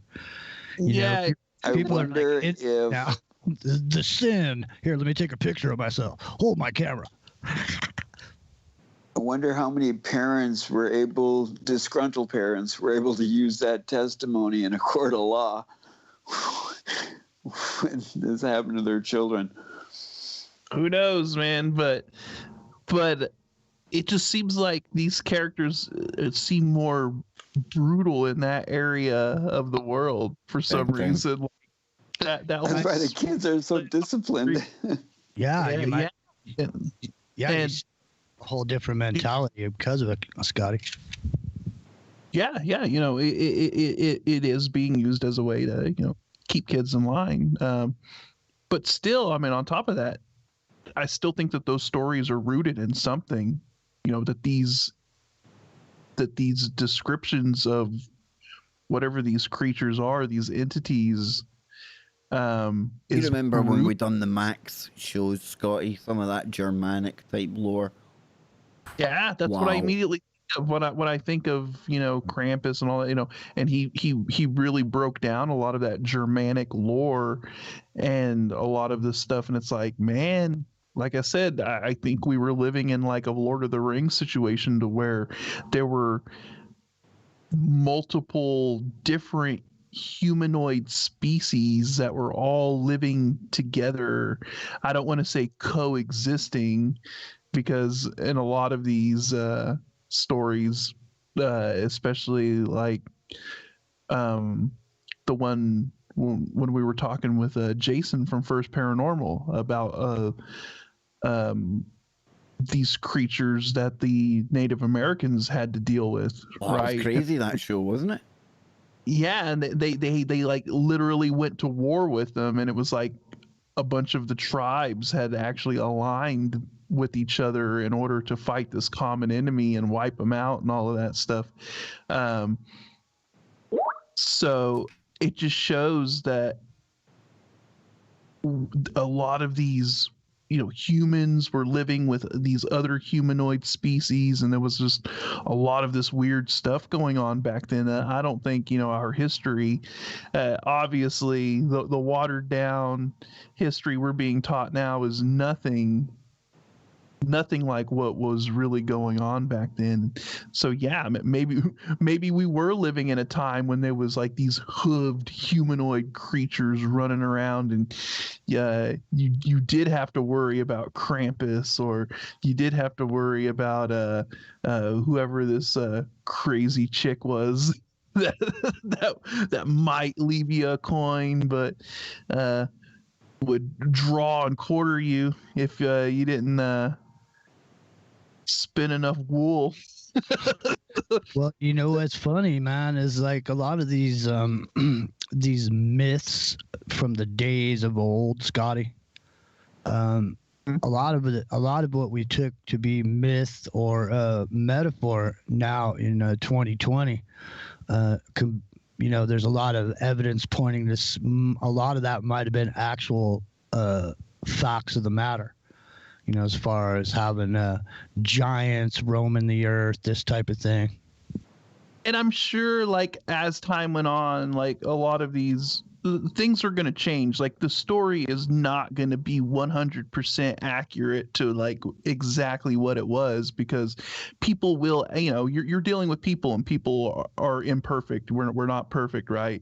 And when we recall these things, somebody along the way is going to embellish it or put their own little thing here and there or whatever.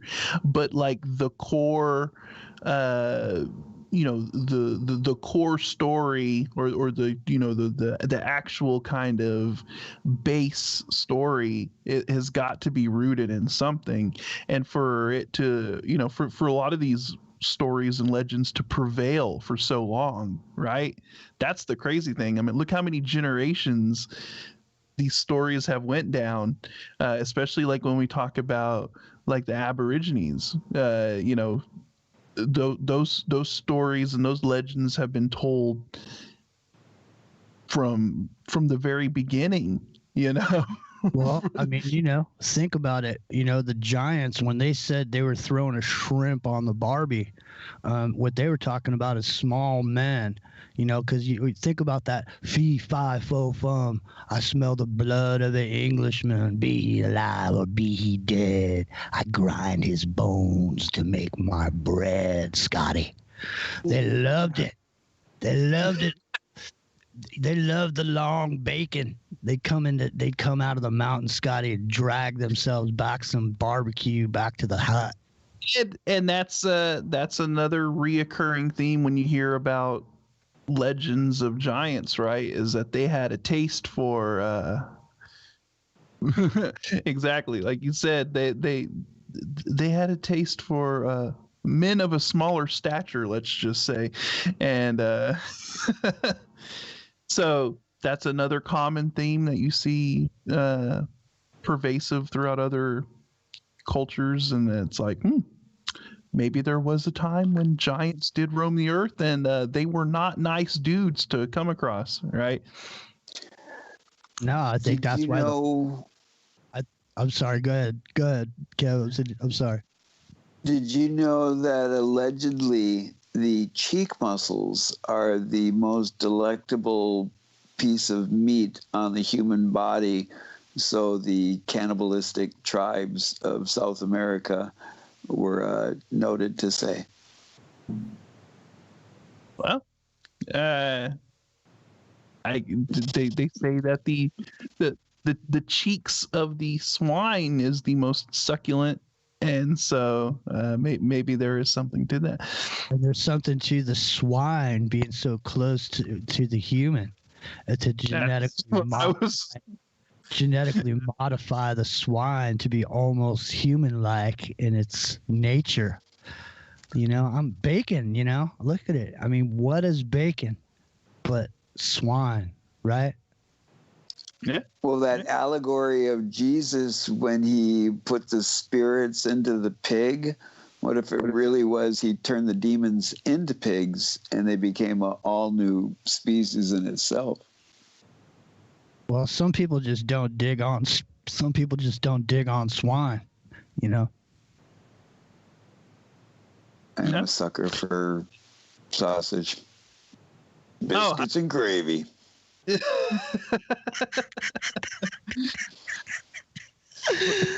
Oh man, seriously though, you know, it is, you know, there's a lot of religions that just don't agree with eating any swine or any swine products, you know, or having any juices of any swine in any products.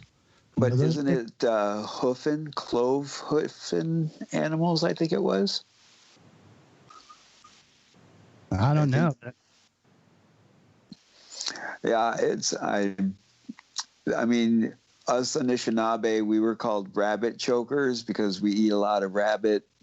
And the Lakota, Dakota, Nakota people, they used to eat dog. So, you know, depending on what you grew up eating, that's what you were comfortable with eating. And I do miss that bacon. Rabbit chokers, huh? Yeah. Yeah, rabbit stew. Oh, delicious. Interesting. Well, you know, there's never a shortage of anything. I mean, you know, when you're living out on the plains, you know, and you're moving around, you know, gotta, you know, who knows what you gotta eat. Sometimes you just gotta eat. You know what I mean? Who knows? Isn't that difficult to set a snare? Just some fishing wire and some branches and not a thick tree, but a sapling. You got yourself a snare. Find a trail. Yeah. Were there wild hogs in your area? I mean, were you able to come? No. I mean, because there is that swine, those wild hogs. I mean, Scotty. I mean, those things will carry. Wild hogs are becoming quite a problem. It's especially down south, like in Texas and all of the southern states, you know, southeastern states. And well, they're an invasive species. They're a problem, and they tear up people's farms. And you know, in Texas, you can the ranches just set up things where you can go up in a helicopter and just have a heyday out the side of a helicopter, you know, and take out as many as you want. I'll tell you one thing, man. Those hogs will eat a person. They'll just if you were running from a bunch of those hogs, you fall down, man. They're dangerous. Oh, dude, they're super dangerous. They've killed people. They're extremely aggressive and territorial, and there's been quite a few incidents of people being mauled and taken out by those things. So they're definitely a problem. Definitely a problem. I have no problem with anyone taking those things out and providing people with some fresh bacon. I used to hear definitely on the Christmas meal. Sorry, Jimmy. We have that roasted ham. Nothing like that big old ham for Christmas. When I lived up in the Redwoods, man, I used to hear them at night because I had a creek that was right down from where my house was, And so they would go down through the creek and they'd come through there. Like after they mated, they'd have their babies and stuff going through there. But the thing is, like in the woods out there, when I was living in the redwoods, no lights on, it's pitch black, man. You can't hear anything except, these beasts in the bushes, and you can hear the bushes just coming down. You can hear bushes underfoot. That's got to be unnerving to hear wild hogs, grunting and making that weird noise, in the dead of night, be like, yeah, man. Think about that, like ancient man, right? Just think about what your mind would be doing back then, right, Kev? I mean, think about this. If you were living in, just say, like caveman days, right? And all you had was like maybe access to fire, if you could get a fire going, But other than that, other than that, you're completely at the mercy of the sun and the moon to provide you light.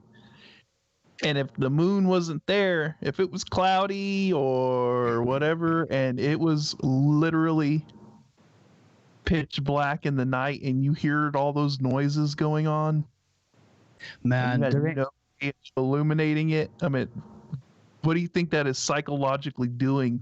Stimulating your brain, your survival mode, your instincts are on just 110% at all times. You're just listening for every little thing and hearing every little thing. And I hear the break. Well, I heard the break. See, we'll be back in a moment, folks. Don't go anywhere. When we come back, oh boy, my 2020 bingo card just got really, really close to a hit. Stay tuned. We'll be right back. Don't go anywhere. Oh boy. Bingo card almost took a hit, huh? It might yet prove to be a confirmed bang on. By golly. Oh boys. Wait till I show you this when we come back. Oh boy. Yes, I'll keep that one. I'll keep it quiet for now. You got me on the edge of my seat, Kev. I anxiously await. Well, one of my major 2020 bingo predictions when we started throwing things out there was first contact. I think we might be in for some first contact, right? I know. So when we come back after the break, okay, maybe we're getting close to Kev going, house. I got one. Mm. Yeah. Mm-hmm. I'm intrigued. That flag, the flag with the half, the crescent moon with the star, and how last week was the new moon, so now we're going to be coming up to the quarter moon. I keep wondering if one of these quarter moons, we're going to look up there and in the darkness of the moon, all of a sudden there's going to be like a super bright light. And that's where they got that flag from. Because you know how like in Islam, how they worship the black square or cube? That. Yeah. Who knows? I mean, what was was that tied to a celestial event of some kind where you saw the crescent moon and a bright star like right next to it, and they formed that? They utilized that as a, they recognized that celestial event, and put it as their symbol or whatever. Who knows? Who knows? All I know is that there's going to be a lot of craziness going on. I think I just have a continuing to go on. Yes, I just have this gut feeling that like there's going to be like some weirdness that's going to coincide with the whole conjunction, Kev. I'm telling you, dude, I've lost it. I am Mr. Skeptical now. It's just a conjunction. It's just a bunch of planets lining up, Scott. There's going to be people online that are telling you that the world is going to end. Then the day after that, they'll tell you it's okay because they pressed a button and they took us on a more positive timeline. And I'm jaded, man. I'm jaded. Yeah. Who told you where the button was? I don't think the world's going to end, but I do think that there's going to be a little bit of blah, blah. Something's going to. Think so? Like maybe there's going to be a secret meeting somewhere or some kind of Not decision. out online, it's going to tell us that anyway, dude. I mean, these people online, they know everything. You know, they know even things that don't happen. So guaranteed that the novelty factor will be off the chart building up to the 21st. And then, like I said, on the 22nd, these same people will either not be saying much or we're on a different timeline. You know, just how many? Just think about how many people are on Speculation Island right now regarding the conjunction. Well, listen, unless they've been thoroughly vetted by me or you, Scott, none of them should be there. And I promise all of them, they're not on the real Speculation Island, Scott. They're on a faux Speculation Island. Yeah. Drifters are unwelcome on Speculation Island. Lurkers are cool, but drifters, no, we don't do them. Here we go. Let's bring it back. Sugar, where are we? There we are. What about drifters? Here we go.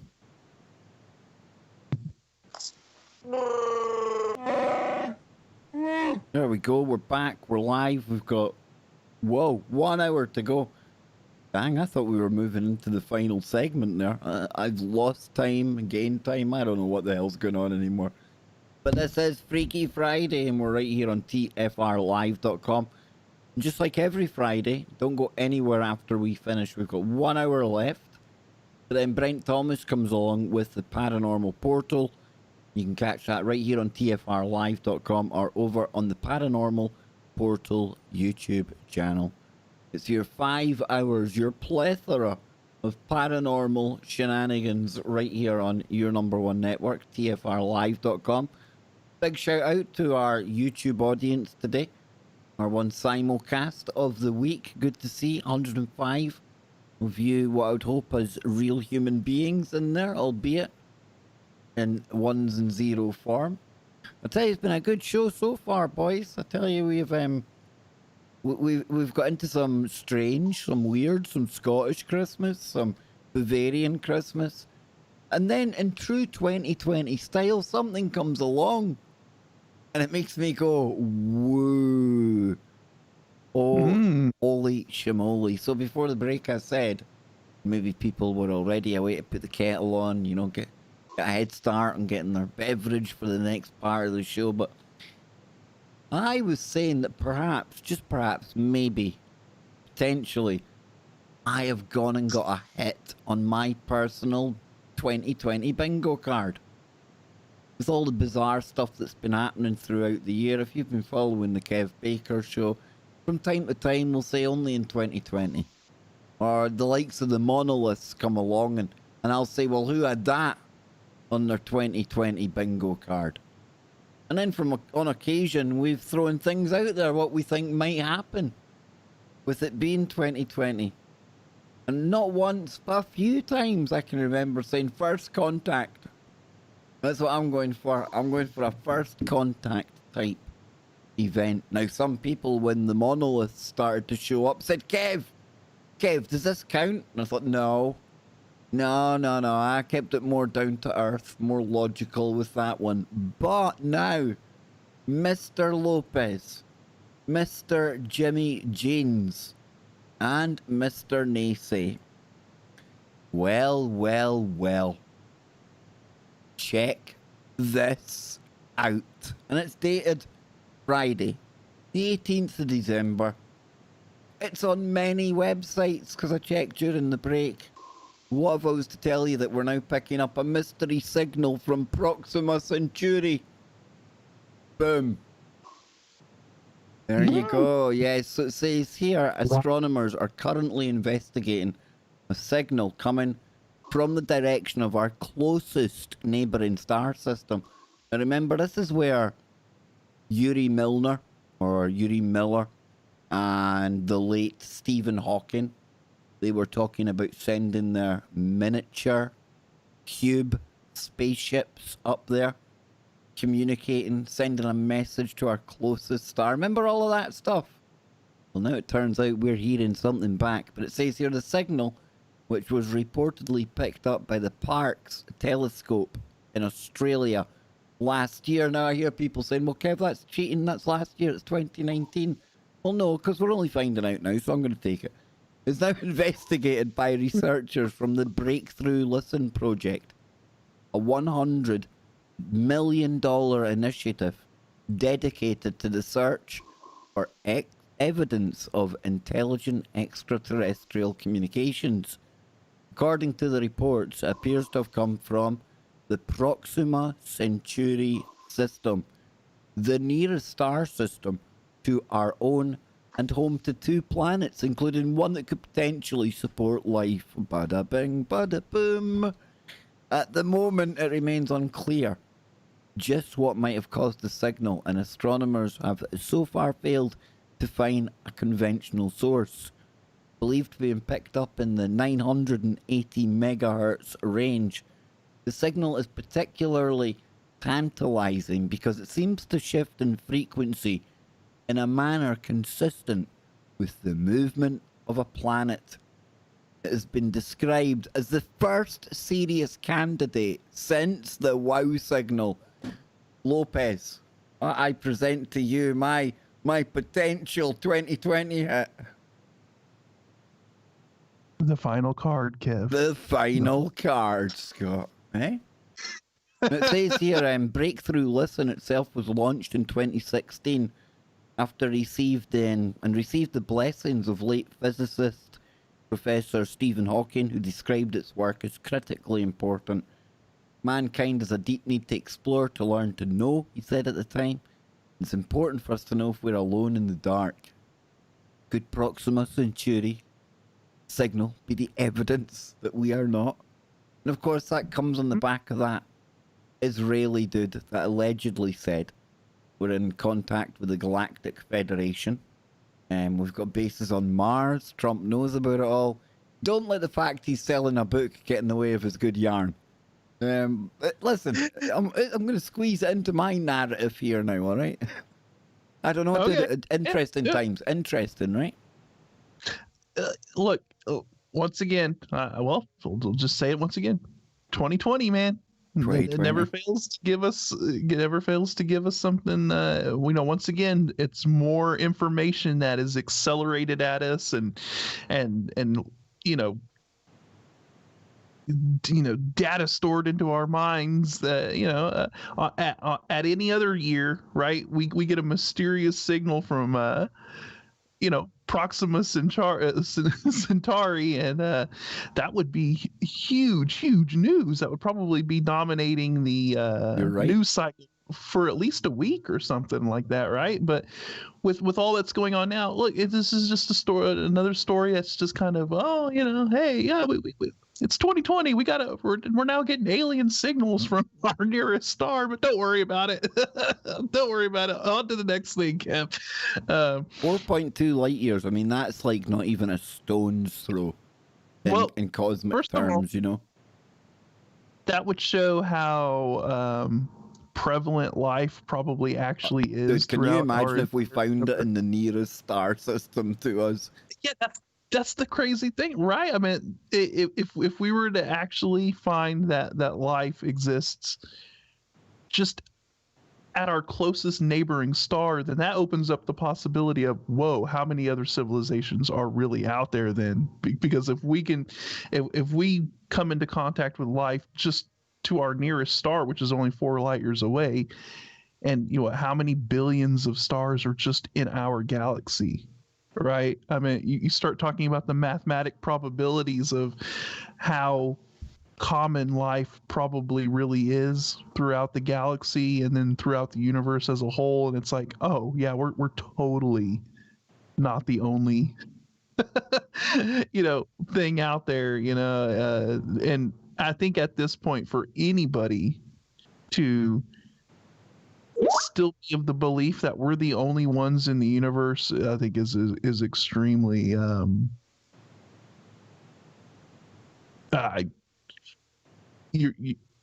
there's no way. There's no I'm with way you, you dude. could I'm have with you. that point of view anymore. It's a very antiquated and archaic way of thinking. You know, the way our brains work, the way our brains are wired to work, this puts a whole new spin, or gives a whole new, what's the word? A whole new meaning, perhaps. The timing of which is very interesting as well. If we go back to the blooming nativity scene, and all these aliens and everything going on, Jimbo, right? There you go. And See? again, for the ties audience in. out there, and I probably bore people by saying this, you do appreciate we're all on speculation island here. I'm not claiming this is the aliens dialing home. I can't know that, but we can speculate. And we've had a few years now of soft disclosure going on. Yep, I was just about to say we've had a that. total change there, Scotty. We've got the whole the Pope that will baptize the aliens. We've got this Mhm. going on now. We've got the new age that's coming in. I don't know, dude. Maybe now's the time. I don't know. Well, you also had the Arecibo telescope that was doing all the listening in the past recently be decommissioned because it was destroyed because of some cable, and now all of a sudden this new signal being detected from somewhere. This is real interesting that it's intersecting with all these other things that have been going on that you've been talking about with the monoliths and all this other stuff that's been going on. There seems to be an intersection or a nexus point right at this moment, Scotty. Yeah, no doubt. I mean, there's just, it just seems like all of this disclosure stuff and this kind of alien, well, I guess, well, I don't know what you could call it alien, but this whole kind of topic has been really, really sort of at the forefront, especially over the past, what would you say, 2 years or so, Kev? Ever since 2017. Yeah, probably like the last 2 or 3 years, ever since all the ATIP stuff started coming out, and the That was when the famous, mainstream. That's when the mainstream Tucker Carlson and everyone else flipped yeah, the ever switch since and made it serious.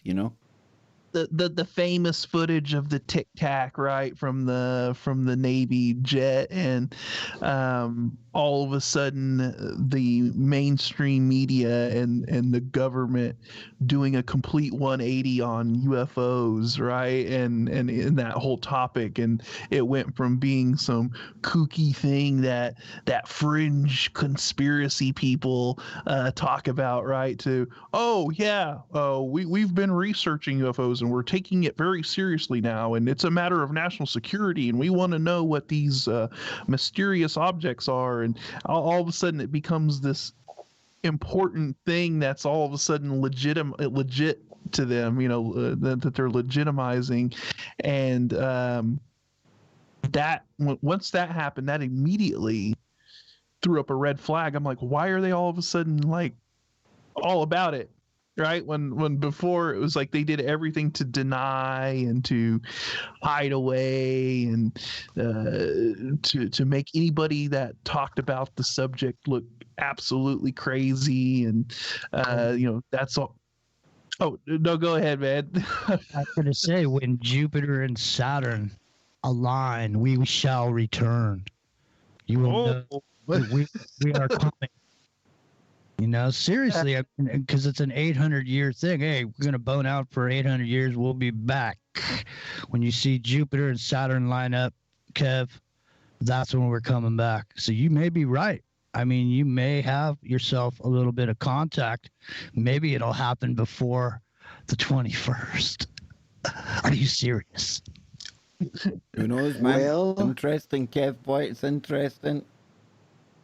Well, as I told Nancy and Bozo and the delegation, how fruitful our warring would be if something from beyond our planet would come and show us something different. Ronald Reagan? Yep.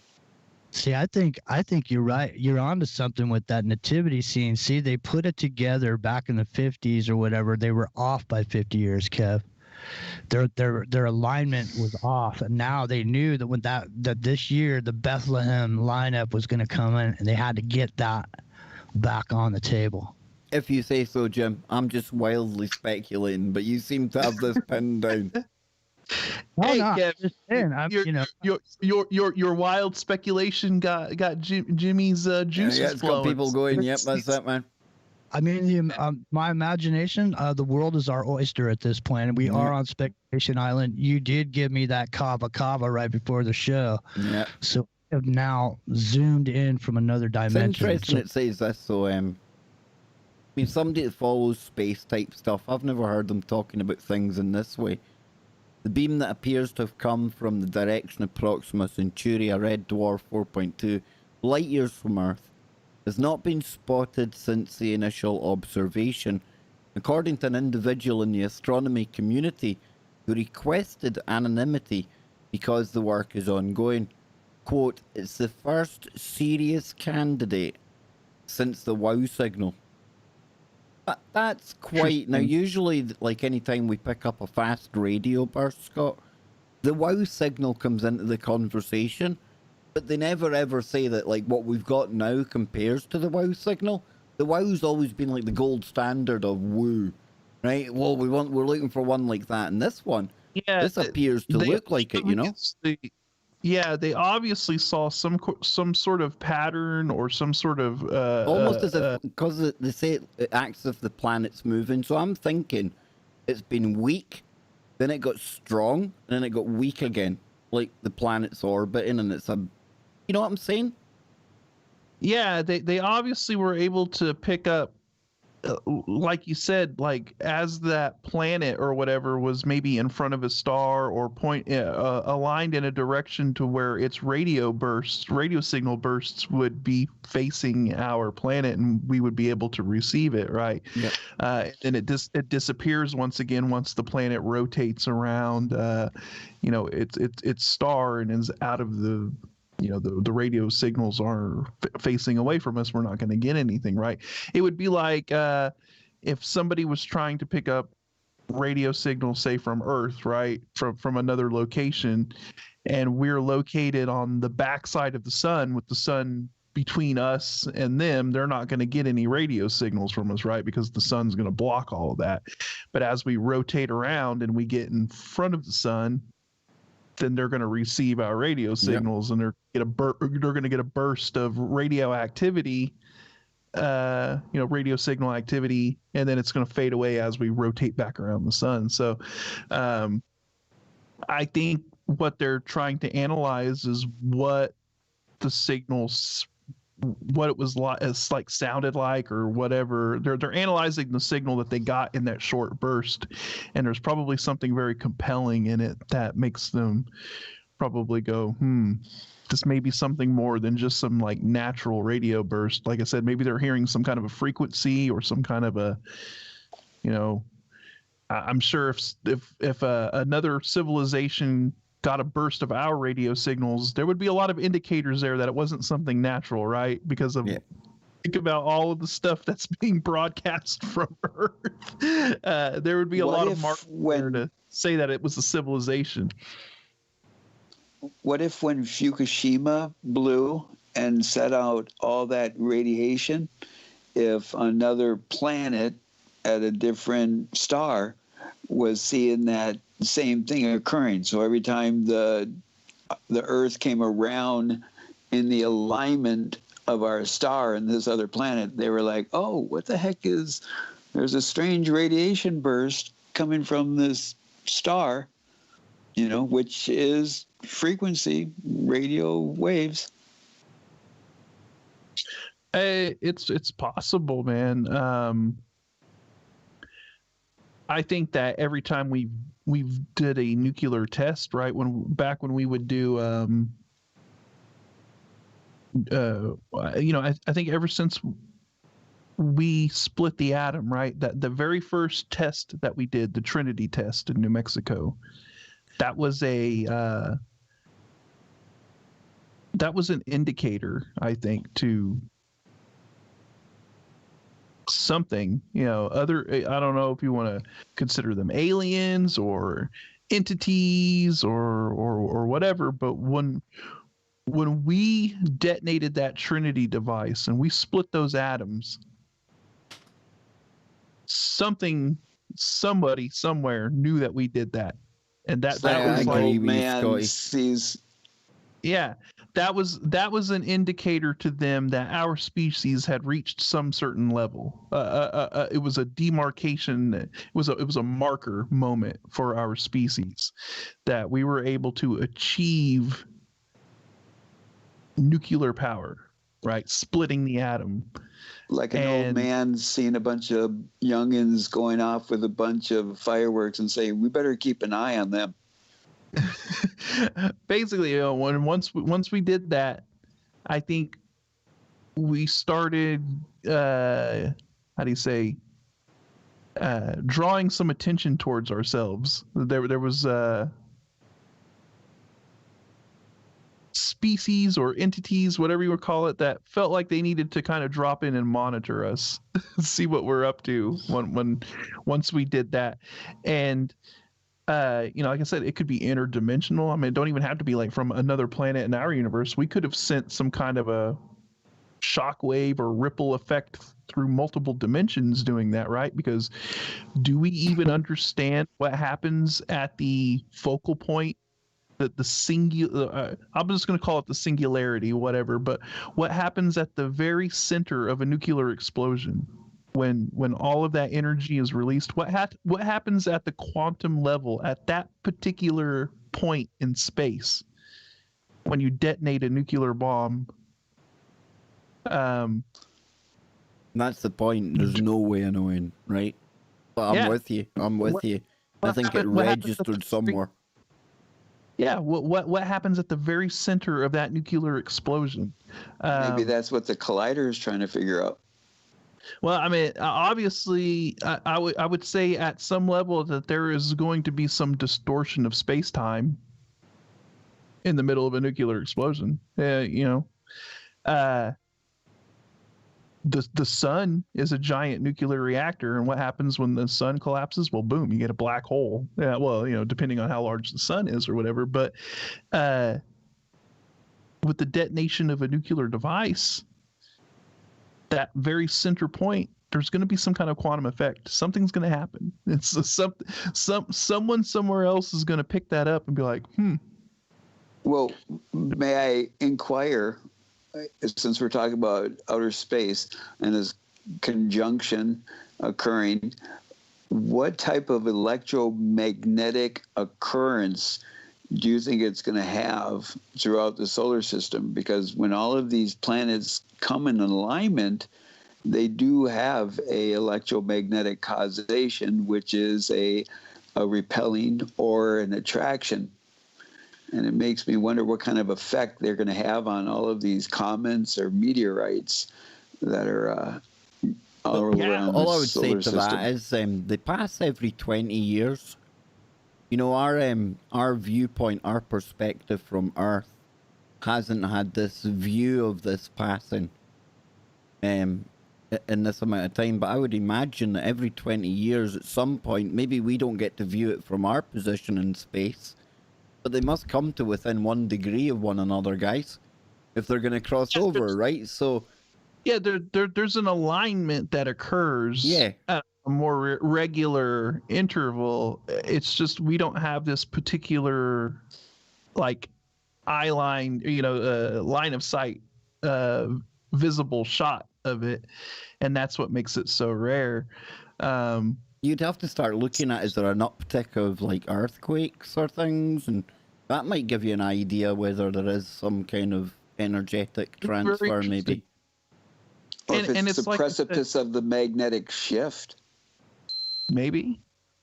And it's like I said last time we did Freaky and we were talking about this, right? I mean, anytime you have alignments like this, that's going to align energies, right? Just like if you want to take it from the micro to the macro, right? I mean, we talk about ley lines on Earth and these kind of straight line shots of energy transfer.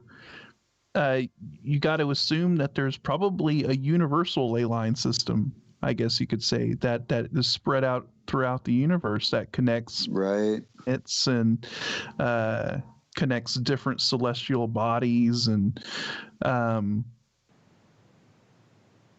I think when you have these alignments, it provides a more focused conduit for energetic flow, right? It's like when you're laying a electrical line, you want to lay the line straight to reduce, the straighter the line, the more efficient your flow of energy is going to be. If you have a line that's all coiled up and tangled around and stuff, that causes interference, and the flow is not as efficient. So do you think someone's going to be laying in the sarcophagi on Monday? Who knows, man? But no, I think these alignments, these conjunctions and all that, it's going to have an energetic effect on us. There's going to be a lot of the energies are going to shift, frequencies are going to be shifting, and I don't know, that it'll be an interesting day. It'll be an interesting I'm going to go out and try to look at it and see if maybe my vibe feels any different or anything like that. And just kind of see what happens that day. It'd be interesting to see what news goes on that day as well. Like, if you're aware of it happening that day, any vibe you have, you're gonna attribute that to the planetary word. Yep. If I'm happy that day, I'm like, oh, the conjunction made me happy. But if I'm sad, you've got constipation that day, it was the planets that made that happen. Well, let's just consider it for a moment, all things being equal. If I'm just a primitive person somewhere off in the dark, we'll have to get into it when you come back. I see Big Brother over your shoulder, Scotty. Yeah, Jim, I think you're lagging, Jimbo, because you caught that music a bit after all of us there. I think there's a bit of lag time going on. Sorry about that. No, just the way you caught the music later. That's how I could tell, man. That's how I could tell. See. You got it, man. One segment left. So anyways, what I was going to say is maybe there's some celestial clock, and the whole reason you pay attention to these alignments is because they actually mean something. And maybe it's just our head that love to try and make sense of things that are way outside of us, and fucking cycles and movements of planets that are going to happen. And we come along, and Mommy likes green apples. Oh, we need to make sense of all of this, man. Oh, man. Look, this has got to mean none of it might mean anything. If I'm just saying, though, if it's just me and I'm laying out there and I'm going camping and I'm looking up at the sky, I don't know that what those white dots that I see up there, the canopy of stars, I don't know that those are planets. They're just white dots in the sky. I mean, why would I look up at that and pay attention to it and think it means something unless it actually means something? Why would people make a note of it? In other words, that is what is so heartbreaking as a Native American, because this is where the storytellers come. This is where they start pointing to the heavens and saying, look, here's these stars. This is the alignments. This is what happens. It's going to get worse after the break. Trust me. I honestly think I'm living in a sci-fi episode or something. Kim just looks like... I don't know if this is maybe my last show. I don't know if I've just become totally disillusioned with fucking everything, George Lucas. When you see the next story we're about to go into, you're going to wonder just what kind of fucking Truman reality we're living in here, man. I don't know. Oh, goodness. Have People you ever are thinking, felt like what's that Kev before? found? What is Kev? Well, yeah, I've seen that film, yeah. No, but have you ever felt like that before? Nah, to be honest, no. Yeah. Well, there's been a couple times where I've just been like, this is just too freaking bizarre. What the hell? So Hey, 2020 is the quantum reality, man. Yeah, Anything's it's got possible. bizarre, but not to the point where I believe them in the center of my own movie. Not yet. Not till Man. next year. Anything's possible in the quantum and to the quantum 2020s, man. Anything's possible, man. You just think it up. Kev, you are the star of your own movie, Kev, and it's called the Kev Baker Show. That's right. Don't remind me, dude. I need to hang that up. I'm gonna just go full Dave. Yeah, I'm Dave. I don't remember that guy. Kev who? You know, this was a theory I was thinking about the other day. I figured out who DB Cooper is. DB stands for Dave Baker. Oh, don't tell people, dude. Come on, man. Oh, where did that come from? Come on, man. Exactly. You know what? When I heard that noise earlier today, that emergency noise, I thought it was Alex Jones's radio show. I'm telling you, dude. Here we go. So- Nearly there, boys. Here we go. Yeah, here we go. That's time. Hey, this is gonna make you feel really weird and confused.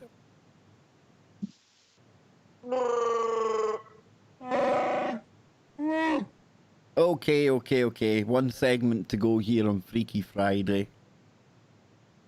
It's getting a bit weird about here, that's all I can say. And I mean that because we start off doing a Christmas show today, which is cool.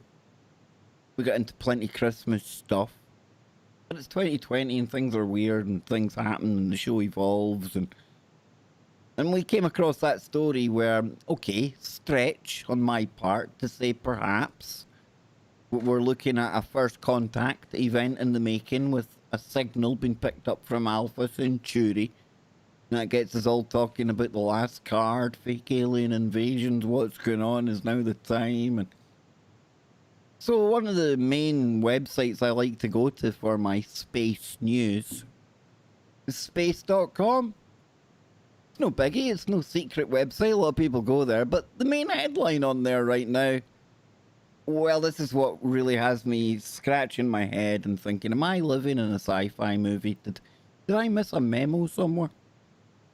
What if I was to tell you, folks, after last week being told by the ex-head of space security in Israel that we are in contact with the Galactic Federation, what if I was to tell you that the American government have just declared that personnel in the Space Force are to be referred to with the title of Guardians. Literally the Guardians of the Galaxy. No. Yep. Star-Lord. If you thought US Space Force sounded pretty sci-fi before, well, the ante has been upped. There's the nation's newest military branch, which was officially established December 20 last year, has decided to call its personnel Guardians. A move that will doubtless usher in a flood of Guardians of the Galaxy jokes. Henceforth, quote, this is Mike Pence, the men and women of the United States Space Force will be known as Guardians. Sailors, soldiers, sailors, airmen, Marines, and Guardians will be defending our nation for generations to come, guys. Pence also added, also invoking the terms that refer to people who serve in the Navy, Army, Air Force, Marines. The Guardians, boys. There you go. Like I say, it feels like I'm living in some sci-fi movie, and I didn't get the memo. What's happened here? I saw that today. That was actually on the TV live. I saw Pence because this was the 1-year anniversary of the establishment of Space Wars. Yeah, and yeah, when they said that they were going to be referring to Space Force personnel or as Guardians, I was like, whoa, that's it's interesting. It's an interesting label for them. No, man, you're right, Kev. We're rapidly entering sci-fi world. That's exactly what's happening. It's very much what it feels like, dude. But Look, will they have a raccoon-like chimera? hey, who knows? Look, 15 or 20 years ago, if somebody was to come up to you and say, hey, let's say 15 years ago, hey, in 15 years, we're gonna have this branch of the military called the Space Force, and the people that are in it are gonna be called Guardians. Would you have believed that? Like, would you have been like, Even 5 years ago, it said, come on, man. You've been hanging about 4chan too long. Really? now we live in a reality where there is a Space Force, and it is being manned by Guardians, Kev. Guardians. But isn't there Does that already mean, though, a... does that not mean, though, Kev, sorry, that Go ahead. criminals like Sorry. Corey Good and other people who claim to be secret space people, does that not mean in a way they're stealing valor? Since there is a That's a bona good fide. point. Yeah. Now, if you claim to be some member of whatever the what do you want to call it, secret space program or something like that, Doom. then yeah, is that a form of stolen valor because you're claiming to be part of Space Force? I hope so. Anything to see him in an orange jumpsuit. You know what I mean? Yeah, exactly. Yeah, No, I exactly. agree. So the Guardians, it's like I guess so if they encounter beings from another world, they go on board the ship and they go, "We are the Guardians." I mean, what is it supposed to sound non-threatening, or is it more like the Patriot Act where you call it the Guardians, but really they're sitting up there on some, city in the sky just waiting to come down on us all, Scotty? What's going Phoenix on? Lights. Maybe the Phoenix very Lights were the thing. first testing of their aircraft carrier for the Space Force. Ooh, maybe. Phoenix Lights. That's a very, very I would say probably one of the best and classic UFO videos out there, man. But isn't there a global dang it, what like we have our declaration? Something's triggering me in a memory that there was some kind of like global Earth,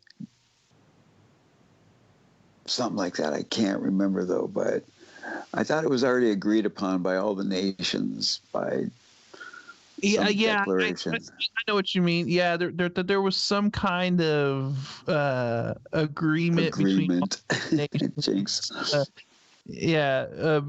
like kind of like these common protocols that we would all follow if there was alien contact, right? And that all of the nations were like on board with sort of this unified response or whatever. And I mean, they got that on their books or in their little, treaties or UN protocols or whatever. I think right now is the hottest time ever in the history of extraterrestrial or UFO activity. I think, we're seeing stuff all over the world. I don't know if you guys saw some of these light pillars that were showing up. There were That's a known actual. Yeah. That's a phenomenon that's known, Jim. Yeah. I've seen that. Yeah. Yeah, but it was happening the other day, just because there's been some activity with the magnetic field. Like last week, there was one point where there was this real super intense fluctuation on the Earth's magnetic field. So it's interesting, and they were saying that there was going to be northern lights, further down than they normally show up. I didn't happen to see any, but I don't know. It's just, it's an interesting time. I just think, with all of these things go ahead, Scotty. No, I agree. I don't remember any time in my life until just very recently that we've had these incidents where the northern lights have come so far south, right? There was even a time, I believe it was last year, maybe 2 years ago, where the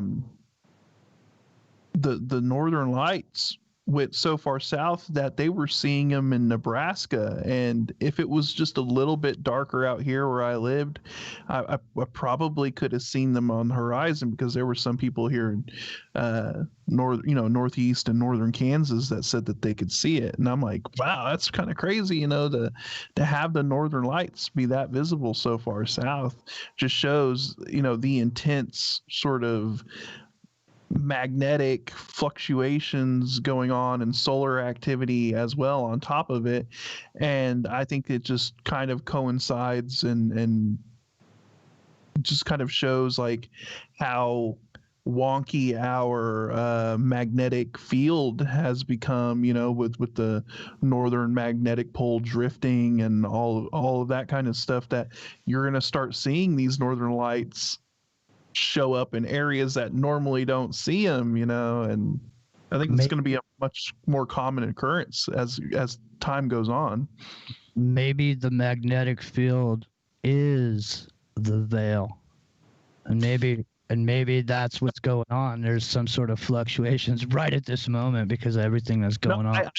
I definitely believe that the magnetic field plays a role in the veil, thinning or strengthening depending on what's going on, right? Like, I think as the magnetic field weakens, it's almost like the shields are going down, and it opens everything up to more stuff coming through. And then when the magnetic field is locked into place and very strong, then we don't have very much activity. The shields are up, I guess you could say, and the veil is not as easily pierced. We're just interesting to know what the Schumer residence is going to be on Monday. I don't think there's any way to know until Monday comes on that one. Right. Well, I'm sure there's probably somebody over on Discord, or not Discord, sorry, the Twitter. Algorithm. There's bound to be somebody on Twitter can tell you, Jimmy. They've probably got a predictive system going on. It doesn't matter that they get it wrong all the time. That won't matter. They just move on to the next day, I push the button. What is that dot? The dot that shows the emotional, level of the planet. There's some dot. It changes color. Like, it can tell like the subconscious flow energy of the people. Wait, so you're telling me they have a gigantic moon ring? Gigantic mood ring for the planet? That's interesting. It changes colors. It's like that random number generator, like when something intense is about to happen, that the focus of the human race, causes number. Don't tell David Wilcock. He'll tell you he's the keeper of that ring. One ring to move. Yeah, one ring to rule the blue chickens of them all. Yeah, well, the dot, goes from red, purple, yellow, all these different colors. So I haven't checked in on the dot recently, but who knows? It's probably at this point. Micro.cosm. I wonder what's been going on lately with the sun. Sorry. With solar activity. I haven't checked out like suspicious observers or anything like that lately to see what Ben Davidson has to say. And well, that was where I was theorizing with that alignment of Jupiter and Saturn causing a flux, and if these meteorites get somewhat dislodged, then they get pulled to the sun. You know, That's hey, no, I mean you could be onto something there. Right? I mean, look, Jupiter is basically the planet that sort of shields Earth from asteroids, right? I mean, the gravitational field of Jupiter throws a lot of things out of whack and keeps them from hitting Earth, you know. So I mean, you get these alignments and stuff like that. I mean, yeah, who knows what's happening with a lot of these asteroids and things like that.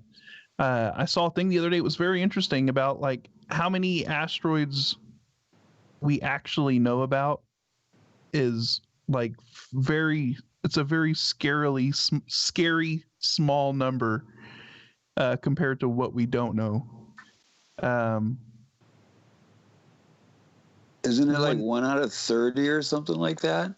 Well, when we're looking for asteroids, the only way that we can see an asteroid is if the asteroid is like facing the sun and we're in between them, right? So like Earth's back is to the sun and then we're looking out away from the sun. That's the only way we can see an asteroid. We can't see any asteroids that are, if we're looking towards the sun, we can't see any of those coming towards us from the sun. Yeah. If they're coming towards us from the sun, there is no way for us to detect them. Like a snowball fight. Yeah. So there's so many out there that we like the Chelyabinsk meteor. The only reason they weren't able to detect that is because it came from the direction of the sun. There was another meteor that flew close to Earth the next day that they had actually predicted, that they had found, and they were like, oh, okay, it's going to fly by. But that's because it was away from the sun, and we could actually see the sun reflecting off of it. But anything coming from the sun, we're not going to see. And they said that as far as right now, technology-wise, there's no way right now that we can see anything coming from the direction of the sun. So that just shows how much we really don't know, how much we really can't detect. So yeah, I was like, I was seeing last week that Japan had made a notice that they had landed and brought some stuff back from an asteroid. Did you see that? Yeah. Yeah, they brought some dust back, I guess. Yep, the Chinese, they've got their moon samples coming back as well.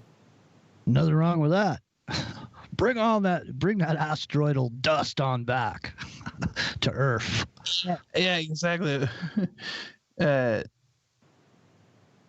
You gotta wonder when you bring samples back, what could be in the samples, man. That's always something I've thought about too. I'm like, we're gonna bring back samples from this asteroid or bring back samples from this other planet. It's like, you see what happens when you bring back samples just from an area of our own planet. You know, like if you bring an invasive species to an area that species has never, you know, it has no competition or whatever, and it ends up destroying that area, you know. What do you think would happen on a planetary scale or something if you brought some kind of a microbe or a virus or something like that lived on this chunk of asteroid, and you introduce it to this planet where it has no there's no defense for it because it's not anything that has ever been experienced on the planet. You know, what could that do? I think that's the gray goo. That's not the black goo, Kev. That's the gray goo right there when that happens. Oh, it's some kind of goo for sure, Jimmy. That's for sure. Chain reaction, Scotty. Exactly. They land on an asteroid that's made of gray goo. Like, bring some of it back.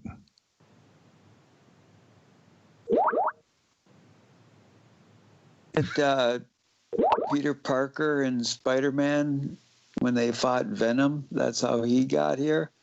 He jumped on board the space shuttle or something like that. The symbiotes. Yes. Yeah. Kevin, do you get the opportunity to see, I'm assuming yes, the Northern Lights there? Not much in Glasgow, dude. No, maybe up north of Scotland sometimes. Yeah. When I was in Norway, I got 3 months of them, which was brilliant. But Oh, it's nah, they beautiful. do come down sometimes to Scotland. Yeah, not all the time though. When I was in the Navy and we were up there in Alaska, Cambridge, Alaska, Oh, for that'd be like good for them 4 up there, nights in a man. row. Oh, it was just spectacular. Yeah, it's something Yes. else. It's very, very, very awe-inspiring. It validates my belief in a God, as we call him, Gitchimanadu. Yeah, I've never had the actual pleasure of seeing the Northern Lights. I tried to go out that one night when they said that you might be able to see, that people in Nebraska would be able to see them, and maybe northern Kansas, but there was a little too much light pollution because we live just outside of Topeka, and the lights from Topeka killed off anything that I may have seen. That's so like when you're in a big closed, when you've got like plenty light, it's gonna kill it, right? Yeah, I mean, it was gonna be hard to see anyways, even if you were in a pitch black, because it was gonna be like out on the horizon. I mean, we were just on the very, very edge of maybe viewing a little bit, and if you were gonna get any kind of pictures or something, then you would have to have like a long exposure camera to really like bring out the light, and all of that. But no, I didn't get to see anything. So one time I was listening to the Art Bell show, and I was living in the Redwoods at the time. And so in the Redwoods, there's no sky. It's literally pitch black because the trees are so big. At night you can't see the sky. So I was listening to Art Bell show, and he was all, yeah, ladies and gentlemen, the Northern Lights have moved down. You can see them now. I can see them. And I was like, what? I jumped in my car and I took off and I went out, and literally there was red Northern Lights here in Northern California. And that was when I totally fell in love with listening to the Art Bell show, because I couldn't believe that, like, in real time on the radio, this guy's telling me to go outside and look, and I go out there and there it is, just like he said it was, so it was really great. Those old nights were great, man, with the old Art Bell, man. Yep, you can't beat a bit of Art Bell. Take us back to those days, dude. The simpler times. A lot less craziness going on in the world and people's minds. It was, please, man, take me there. Taking calls, time travelers only. Time travelers only tonight. He's knackered now. They all go to Australia, Scott, right? They're all signed up to Apex TV, right? Yeah. My grandfather, he was a huge Art Bell fan. He listened to him religiously. Basically he would just throw him on the radio and then just go to sleep with Art Bell just playing in the background, right? And that was his nightly ritual, dude. And so like I was exposed to Art Bell way back, man, when I was young, in the 90s. And dude, I fell asleep to Art Bell's show so many times, man. You remember when it was going to be the thing? It was it. Nobody knew what it was, but it's going to be the invention that changed the world. Nobody knew what it was, but it ended up being the Segway. But they talked about it for like 10 years. It's coming. It's coming. It's going to change the world or whatever. I was so into Art Bell that I would take the radio output and plug it to my input of my VCR, and I would get one of those 6-hour tapes playing. So it would just record the video on TV, but it would be playing Art Bell through the sound so I could hear it the next day. Nice. The things we had to do back in the day to get some recordings. Yeah, I remember having Hey, to download Kev, them. when is your Boxing Day? Same day as anyone else's Boxing Day, the day after Christmas. Okay. I did not know if Boxing Day was the same day as Christmas Day or if you guys. No, it's the same. It's like the day after. I think we're pretty much in line with the rest of the world. Every I day's think. Boxing Day for Kit Baker Band because he's boxing the New World Order right Well, here. I don't know what happened. I was trying to. I honestly thought we were heading for Speculation Island, but then halfway through the show, I realized we landed somewhere completely different. Completely different. I don't know where we are. We're in like some interdimensional version of Speculation. It's not quite Speculation Island. It's like Weird Willow, man. I am still seeing Big Brother over Scotty's shoulder too on my screen. Yeah, Scotty is morphing now and again, but this is definitely more Weird Willow or Creepy Creek as opposed to Speculation Island. I don't know where we ended up today. No, we went from Speculation Island to the Paradoxical Planet. That's where we're at. The Mars Space 9. It was all those German Christmas traditions that just set us into this abyss.